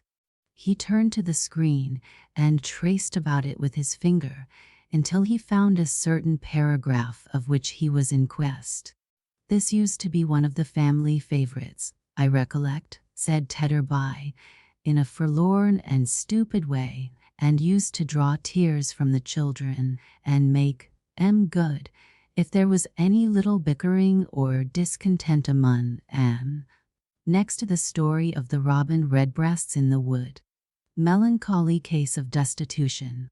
Yesterday a small man, with a baby in his arms, and surrounded by half a dozen ragged little ones, of various ages between 10 and 2, the whole of whom were evidently in a famishing condition, appeared before the worthy magistrate, and made the following recital. I don't understand it, I'm sure, said Tetterby. I don't see what it has got to do with us. How old and shabby he looks, said Mrs. Tetterby, watching him. I never saw such a change in a man. Ah, dear me, dear me, dear me, it was a sacrifice. What was a sacrifice? Her husband sourly inquired. Mrs. Tetterby shook her head, and without replying in words, raised a complete sea-storm about the baby by her violent agitation of the cradle. If you mean your marriage was a sacrifice, my good woman, said her husband. I do mean it, said his wife. Why, then I mean to say, pursued Mr. Tetterby as sulkily and surlily as she, that there are two sides to that affair, and that I was the sacrifice, and that I wish the sacrifice hadn't been accepted. I wish it hadn't, Tetterby, with all my heart and soul I do assure you, said his wife. You can't wish it more than I do, Tetterby. I don't know what I saw in her, muttered the newsman. I'm sure, certainly, if I saw anything, it's not there now. I was thinking so, last night after supper by the fire. She's fat, she's aging, she won't bear comparison with most other women. He's common-looking, he is no air with him, he's small, he's beginning to stoop and he's getting bald, muttered Mrs. Tetterby. I must have been half out of my mind when I did it, muttered Mr. Tetterby. My senses must have forsook me. That's the only way in which I can explain it to myself, said Mrs. Tetterby with elaboration. In this mood they sat down to breakfast. The little Tetterbys were not habituated to regard that meal in the light of a sedentary occupation, but discussed it as a dance or a trot, rather resembling a savage ceremony, in the occasionally shrill whoops and brandishings of bread and butter, with which it was accompanied, as well as in the intricate filings off into the street and back again, and the hoppings up and down the doorsteps, which were incidental to the performance. In the present instance, the contentions between these Tetterby children for the milk and water jug, common to all, which stood upon the table, presented so lamentable an instance of angry passions risen very high indeed, that it was an outrage on the memory of Dr. Watts. It was not until Mr. Tetterby had driven the whole herd out at the front door that a moment's peace was secured, and even that was broken by the discovery that Johnny had surreptitiously come back, and was at that instant choking in the jug like a ventriloquist, in his indecent and rapacious haste. "These children will be the death of me at last," said Mrs. Tetterby after banishing the culprit. "And the sooner the better, I think." "Poor people," said Mr. Tetterby, "ought not to have children at all. They give us no pleasure." He was at that moment taking up the cup which Mrs. Tetterby had rudely pushed towards him, and Mrs. Tetterby was lifting her own cup to her lips, when they both stopped, as if they were transfixed. "Here, mother, father," cried Johnny, running into the room. "Here's Mrs. William coming down the street." And if ever, since the world began, a young boy took a baby from a cradle with the care of an old nurse, and hushed and soothed it tenderly, and tottered away with it cheerfully, Johnny was that boy, and Moloch was that baby, as they went out together. Mr. Tetterby put down his cup. Mrs. Tetterby put down her cup. Mr. Tetterby rubbed his forehead. Mrs. Tetterby rubbed hers. Mr. Tetterby's face began to smooth and brighten.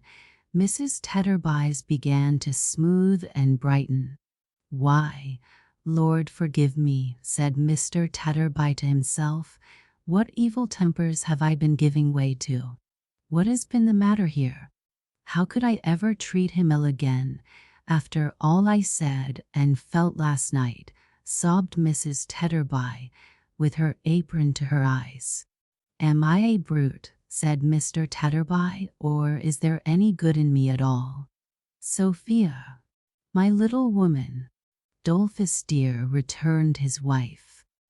I've been in a state of mind," said Mr. Tetterby, "that I can't bear to think of, Sophie." "Oh, it's nothing to what I've been in, Dolph," cried his wife in a great burst of grief. "My Sophia," said Mr. Tetterby, "don't take on. I never shall forgive myself. I must have nearly broke your heart, I know." "No, Dolph, no. It was me."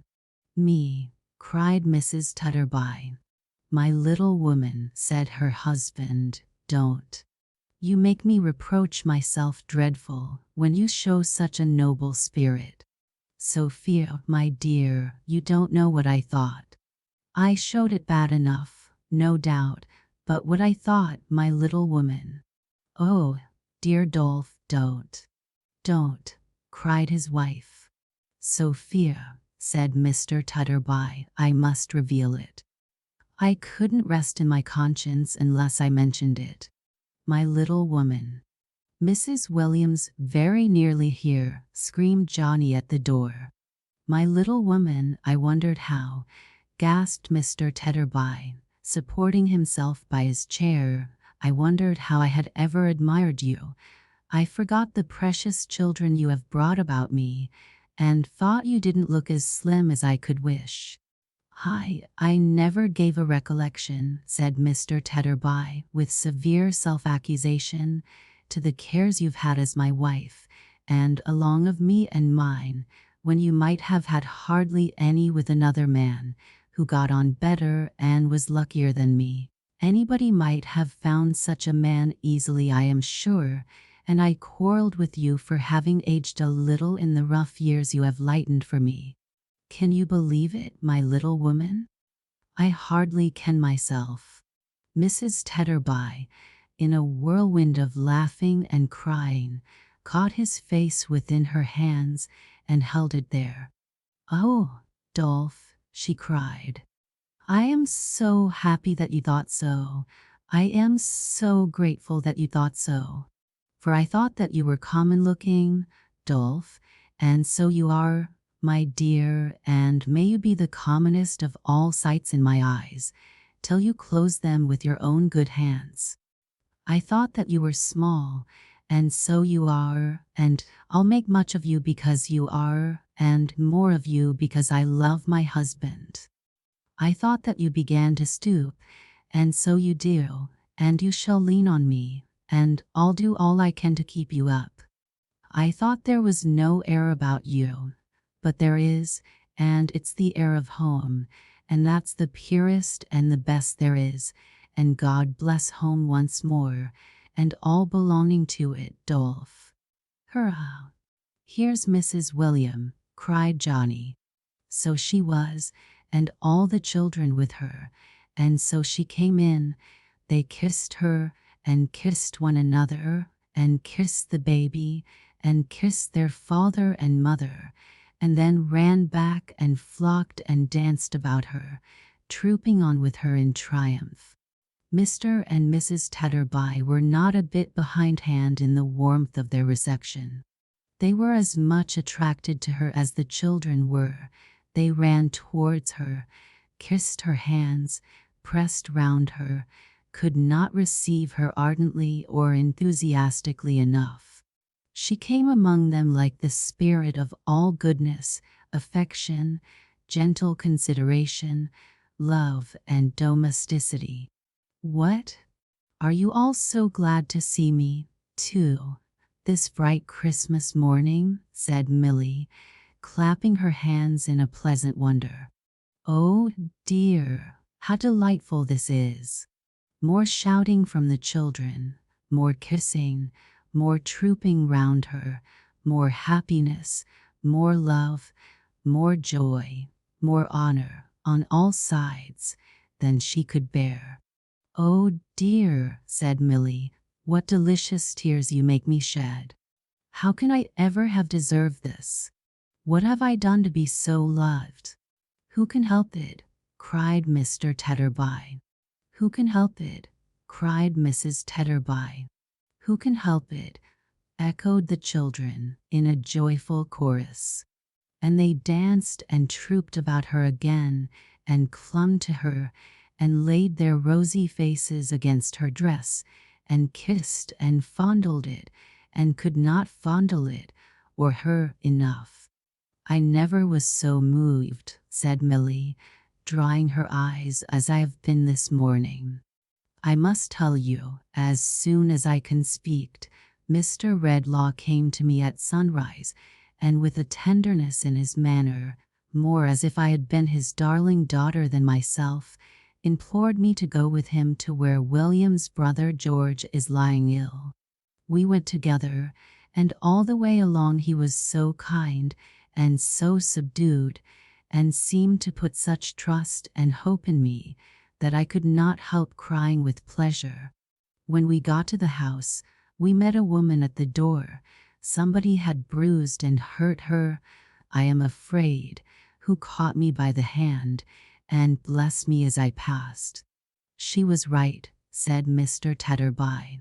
Mrs. Tetterby said she was right.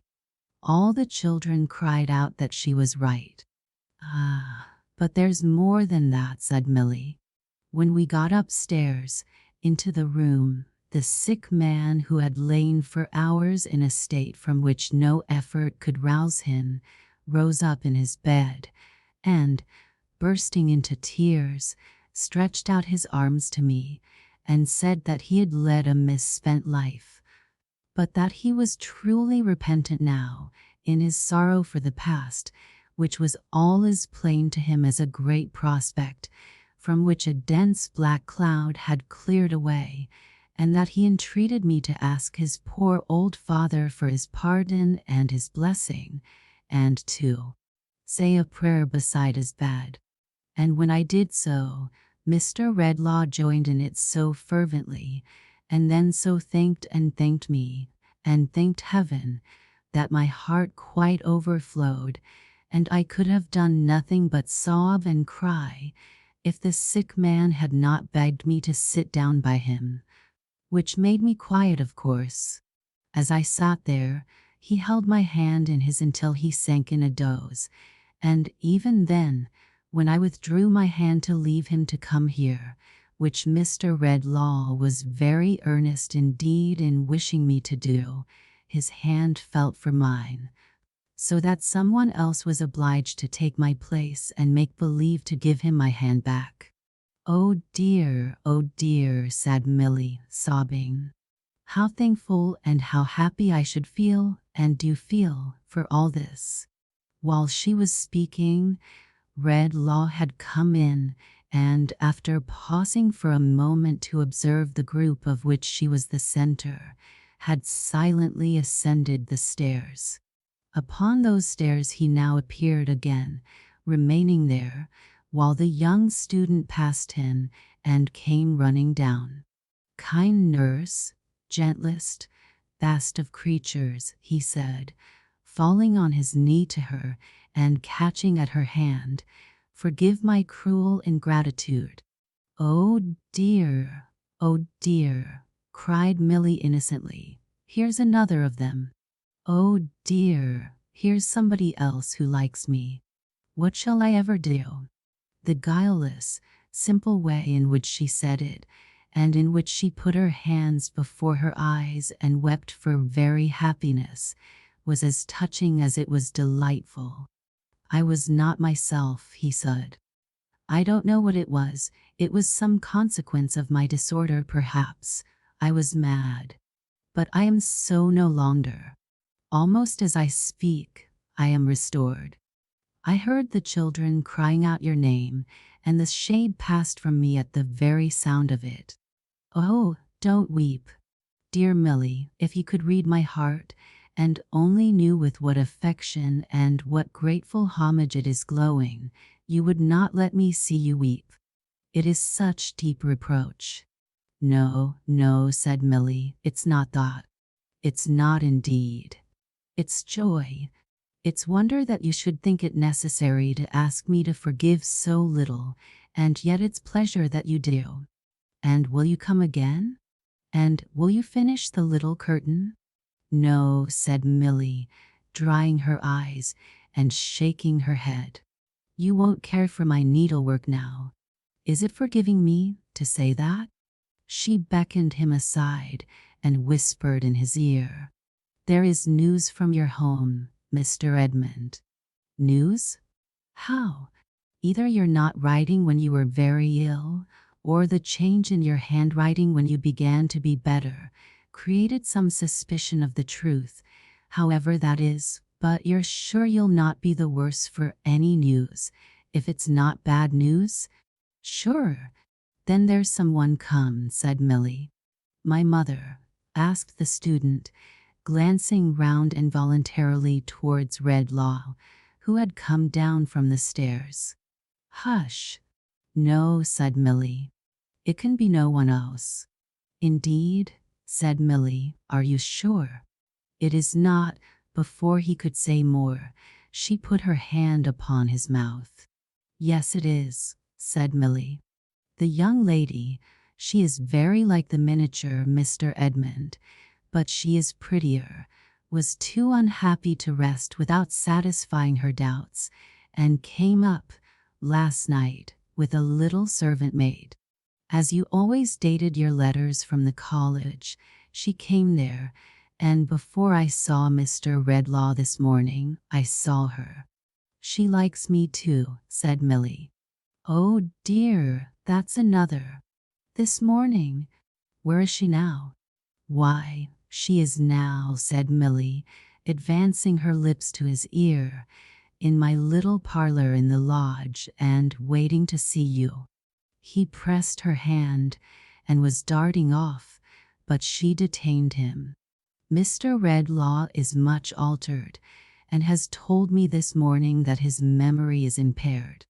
Be very considerate to him, Mr. Edmund. He needs that from us all." The young man assured her, by a look, that her caution was not ill bestowed, and as he passed the chemist on his way out, bent respectfully and with an obvious interest before him. Redlaw returned the salutation courteously and even humbly, and looked after him as he passed on. He drooped his head upon his hand too, as trying to reawaken something he had lost. But it was gone. The abiding change that had come upon him since the influence of the music and the phantom's reappearance was that now he truly felt how much he had lost, and could compassionate his own condition and contrast it clearly with the natural state of those who were around him. In this, An interest in those who were around him was revived, and a meek, submissive sense of his calamity was bred, resembling that which sometimes obtains in age, when its mental powers are weakened, without insensibility or sullenness being added to the list of its infirmities. He was conscious that, as he redeemed, through Milly, more and more of the evil he had done, and as he was more and more with her, this change ripened itself within him. Therefore, and because of the attachment she inspired him with, but without other hope, he felt that he was quite dependent on her, and that she was his staff in his affliction. So, when she asked him whether they should go home now, to where the old man and her husband were, and he readily replied, yes, being anxious in that regard, he put his arm through hers and walked beside her, not as if he were the wise and learned man to whom the wonders of nature were an open book, and hers were the uninstructed mind, but as if their two positions were reversed, and he knew nothing and she all. He saw the children throng about her and caress her as he and she went away together thus, out of the house. He heard the ringing of their laughter and their merry voices. He saw their bright faces, clustering around him like flowers. He witnessed the renewed contentment and affection of their parents. He breathed the simple air of their poor home, restored to its tranquility. He thought of the unwholesome blight he had shed upon it, and might, but for her, have been diffusing then. And perhaps it is no wonder that he walked submissively beside her and drew her gentle bosom nearer to his own. When they arrived at the lodge, the old man was sitting in his chair in the chimney corner, with his eyes fixed on the ground, and his son was leaning against the opposite side of the fireplace, looking at him. As she came in at the door, both started and turned round towards her, and a radiant change came upon their faces. "Oh dear, dear, dear, they are all pleased to see me like the rest," cried Milly, clapping her hands in an ecstasy and stopping short. "Here are two more, pleased to see her." Pleasure was no word for it. She ran into her husband's arms, thrown wide open to receive her, and he would have been glad to have her there, with her head lying on his shoulder, through this short winter's day. But the old man couldn't spare her. He had arms for her too, and he locked her in them. "Why, where has my quiet mouse been all this time?" said the old man. "She has been a long while away. I find that it's impossible for me to get on without mouse. Where's my son William? I fancy I have been dreaming, William." "That's what I say myself, father," returned his son. "I have been in an ugly sort of dream, I think. How are you, father? Are you pretty well?" "Strong and brave, my boy," returned the old man. It was quite a sight to see Mr. William shaking hands with his father, and patting him on the back, and rubbing him gently down with his hand, as if he could not possibly do enough to show an interest in him. "What a wonderful man you are, father. How are you, father? Are you really pretty hearty, though?" said William, shaking hands with him again, and patting him again, and rubbing him gently down again. "I never was fresher or stouter in my life, my boy." "What a wonderful man you are, father." "But that's exactly where it is," said Mr. William, with enthusiasm.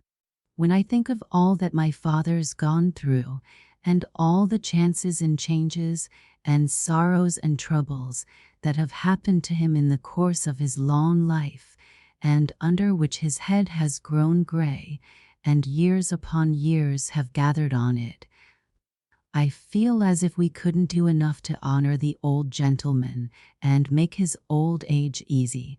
How are you, father? Are you really pretty well, though? Mr. William might never have left off repeating this inquiry, and shaking hands with him again, and patting him again, and rubbing him down again, if the old man had not espied the chemist, whom until now he had not seen. "I ask your pardon, Mr. Redlaw," said Philip, "but didn't know you were here, sir, or should have made loss free.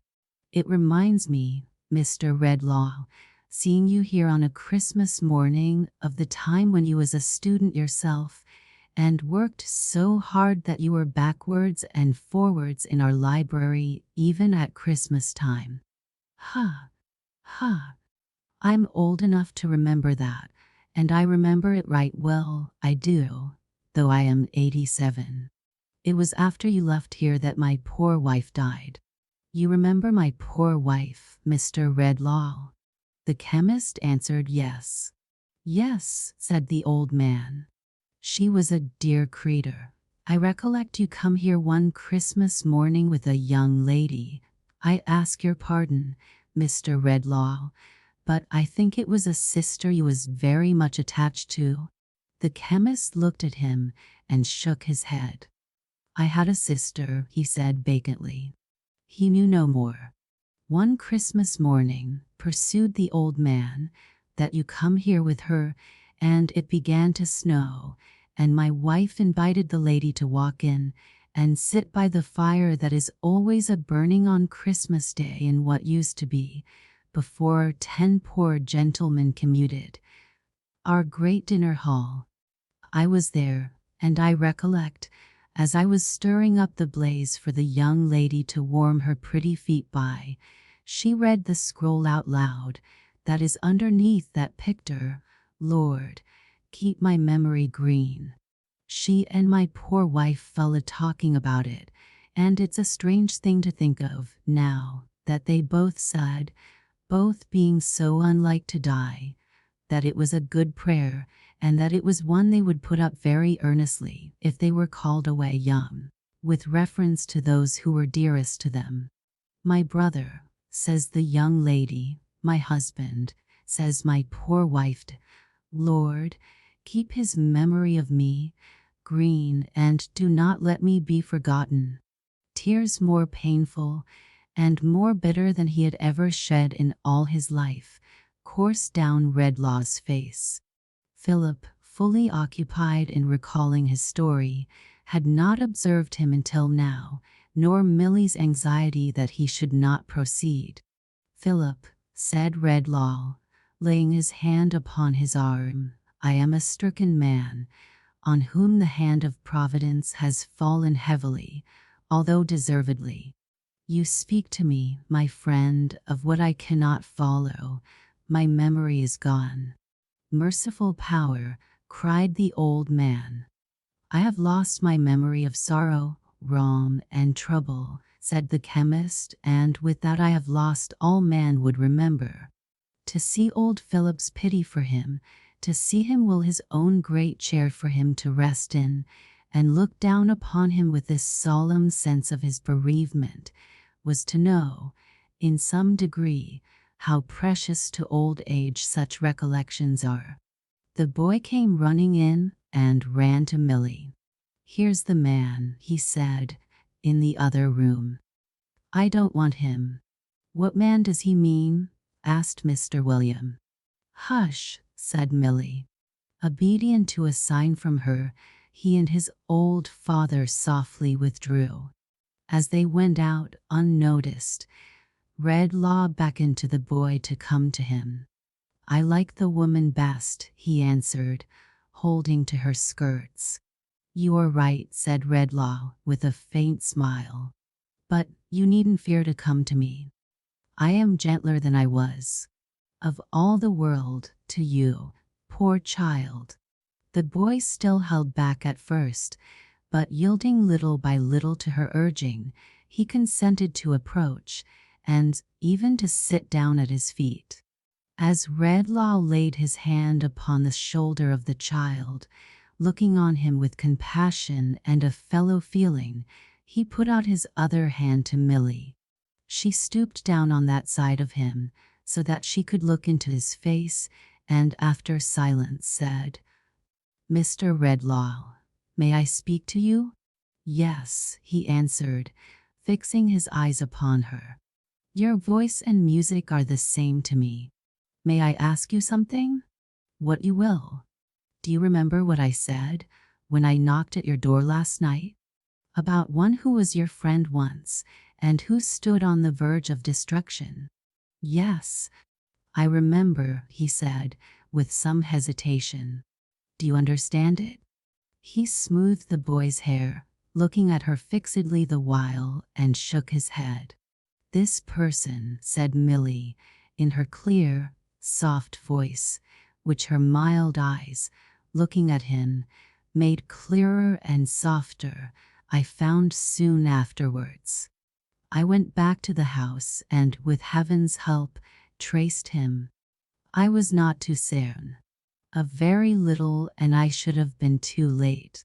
He took his hand from the boy, and laying it on the back of that hand of hers, whose timid and yet earnest touch addressed him no less appealingly than her voice and eyes, looked more intently on her. "He is the father of Mr. Edmund, the young gentleman we saw just now. His real name is Longford. You recollect the name?" "I recollect the name." "And the man?" "No, not the man. Did he ever wrong me?" "Yes." "Ah, then it's hopeless, hopeless." He shook his head and softly beat upon the hand he held, as though mutely asking her commiseration. "I did not go to Mr. Edmund last night," said Milly. "You will listen to me just the same as if you did remember all?" "To every syllable you say." "Both, because I did not know then that this really was his father, and because I was fearful of the effect of such intelligence upon him after his illness, if it should be. Since I have known who this person is, I have not gone either, but that is for another reason. He has long been separated from his wife and son, has been a stranger to his home almost from the son's infancy, I learned from him, and has abandoned and deserted what he should have held most dear.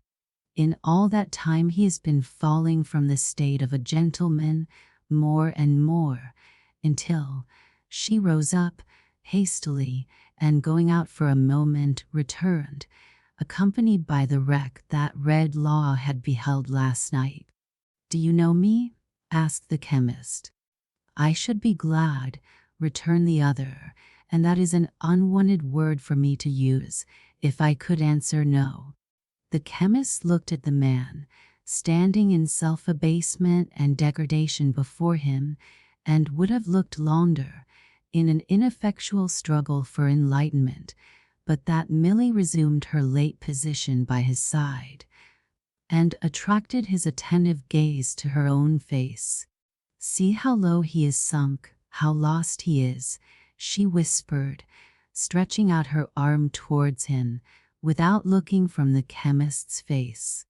"If you could remember all that is connected with him, do you not think it would move your pity to reflect that one you ever loved?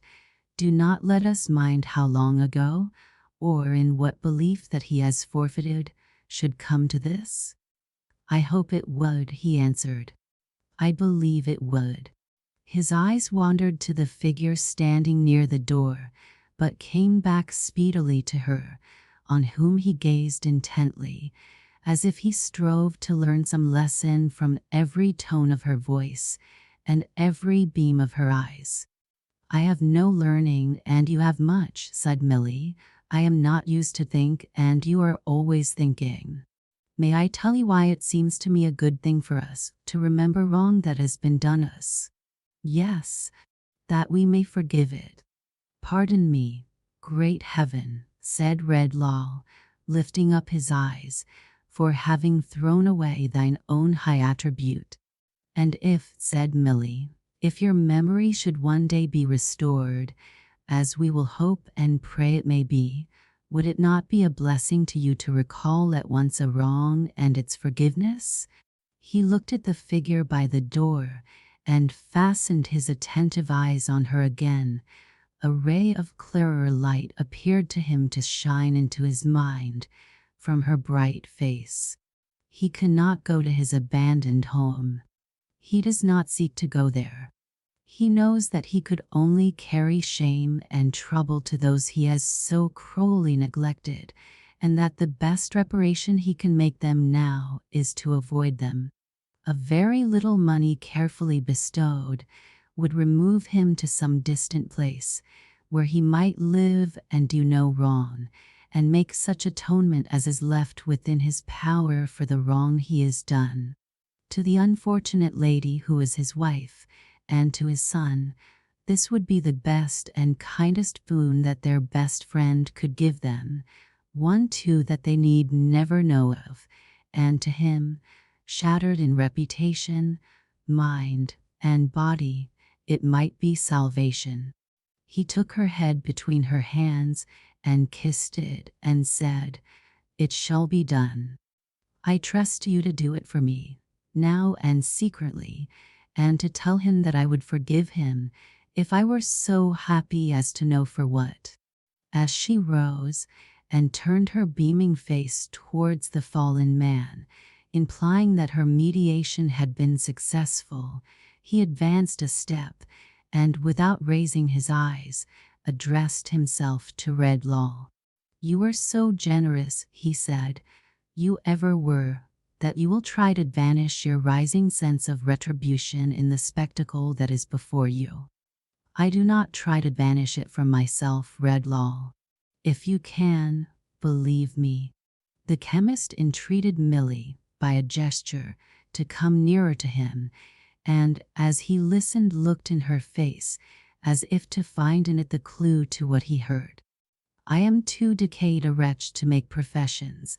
I recollect my own career too well to array any such before you. But from the day on which I made my first step downward, in dealing falsely by you, I have gone down with a certain, steady, doomed progression. That, I say."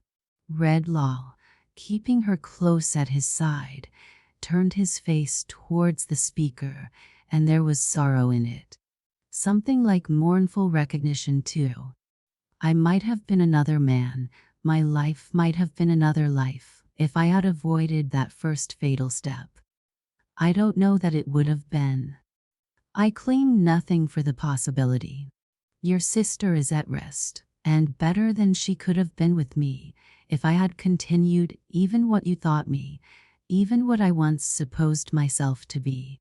Redlaw made a hasty motion with his hand, as if he would have put that subject on one side. "I speak," the other went on, like a man taken from the grave. "I should have made my own grave last night, had it not been for this blessed hand." "Oh dear, he likes me too," sobbed Milly under her breath. "That's another.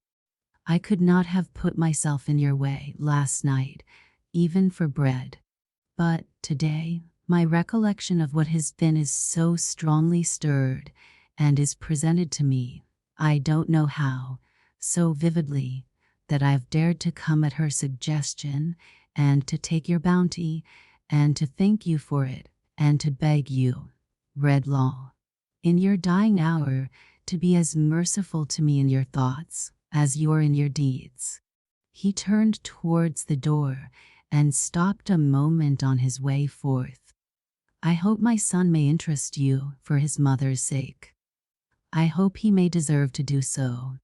Unless my life should be preserved a long time, and I should know that I have not misused your aid, I shall never look upon him more." Going out, he raised his eyes to Redlaw for the first time. Redlaw, whose steadfast gaze was fixed upon him, dreamily held out his hand. He returned and touched it little more with both his own, and bending down his head, went slowly out. In the few moments that elapsed, while Milly silently took him to the gate, the chemist dropped into his chair and covered his face with his hands. Seeing him thus, when she came back, accompanied by her husband and his father, who were both greatly concerned for him, she avoided disturbing him or permitting him to be disturbed, and kneeled down near the chair to put some warm clothing on the boy. "That's exactly where it is. That's what I always say, father," exclaimed her admiring husband. "There's a motherly feeling in Mrs. Williams' breast that must and will have went." I," said the old man, "you're right. My son William's right. It happens all for the best, Milly dear, no doubt," said Mr. William, tenderly, "that we have no children of our own, and yet I sometimes wish you had one to love and cherish. Our little dead child that you built such hopes upon, and that never breathed the breath of life, it has made you quiet like, Milly." "I am very happy in the recollection of it, William dear," she answered. "I think of it every day. I was afraid you thought of it a good deal." "Don't say afraid. It is a comfort to me. It speaks to me in so many ways. The innocent thing that never lived on earth is like an angel to me, William." "You were like an angel to father and me," said Mr. William softly. "I know that. When I think of all those hopes I built upon it, and the many times I sat and pictured to myself the little smiling face upon my bosom that never lay there, and the sweet eyes turned up to mine that never opened to the light," said Milly, "I can feel a greater tenderness, I think, for all the disappointed hopes in which there is no harm. When I see a beautiful child in its fond mother's arms, I love it all the better, thinking that my child might have been like that, and might have made my heart as proud and happy." Redlaw raised his head and looked towards her. "All through life, it seems by me," she continued, "to tell me something. For poor neglected children, my little child pleads as if it were alive, and had a voice I knew, with which to speak to me. When I hear of youth in suffering or shame, I think that my child might have come to that, perhaps, and that God took it from me in his mercy. Even in age and gray hair, such as father's, it is present, saying that it too might have lived to be old, long and long after you and I were gone, and to have needed the respect and love of younger people."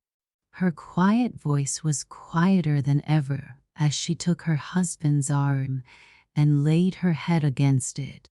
"Children love me so, that sometimes I half fancy, it's a silly fancy, William, they have some way I don't know of feeling for my little child and me, and understanding why their love is precious to me. If I have been quiet since, I have been more happy, William, in 100 ways. Not least happy, dear, in this, that even when my little child was born and dead but a few days, and I was weak and sorrowful, and could not help grieving a little, the thought arose that if I tried to lead a good life, I should meet in heaven a bright creature. Who would call me mother?" Redlaw fell upon his knees with a loud cry. "O thou," he said, "who through the teaching of pure love hast graciously restored me to the memory which was the memory of Christ upon the cross, and of all the good who perished in his cause, receive my thanks and bless her." Then he folded her to his heart, and Milly, sobbing more than ever, cried, as she laughed, "He is come back to himself. He likes me very much indeed, too. Oh, dear, dear, dear me, here's another." Then the student entered, leading by the hand a lovely girl who was afraid to come. And Redlaw so changed towards him, seeing in him and his youthful choice the softened shadow of that chastening passage in his own life, to which, as to a shady tree, The dove so long imprisoned in his solitary ark might fly for rest and company, fell upon his neck, entreating them to be his children.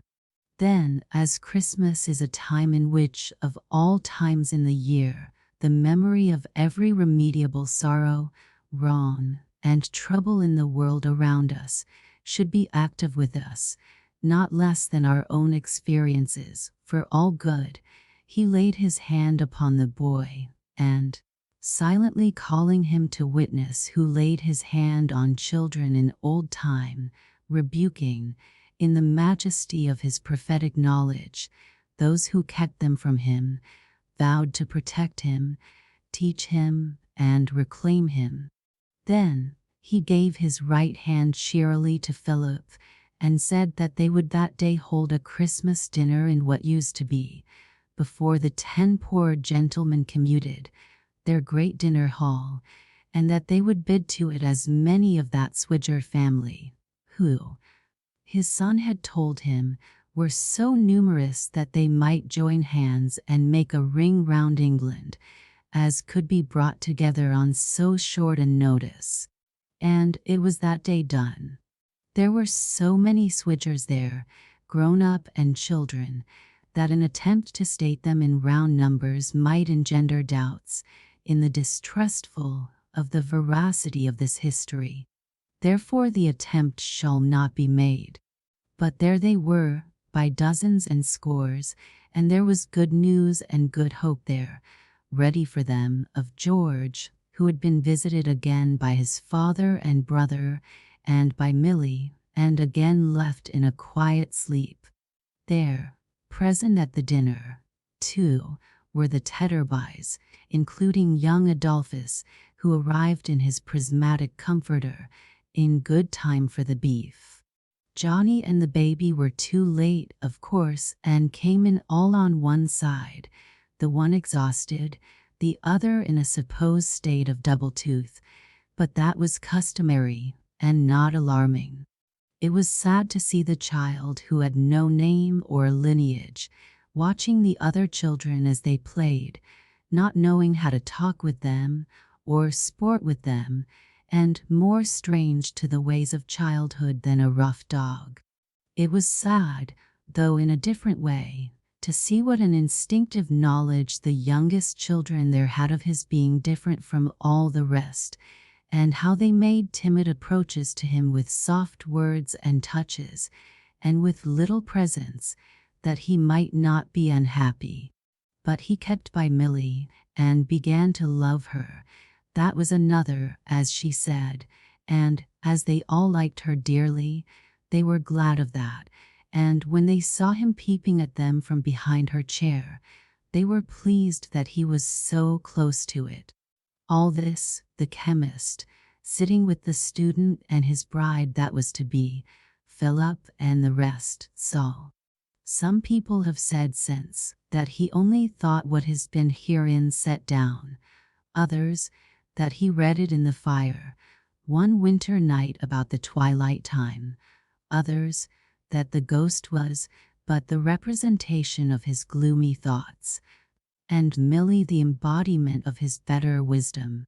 I say nothing, except this, that as they were assembled in the old hall, by no other light than that of a great fire, having dined early, the shadows once more stole out of their hiding places, and danced about the room, showing the children marvelous shapes and faces on the walls, and gradually changing what was real and familiar there to what was wild and magical.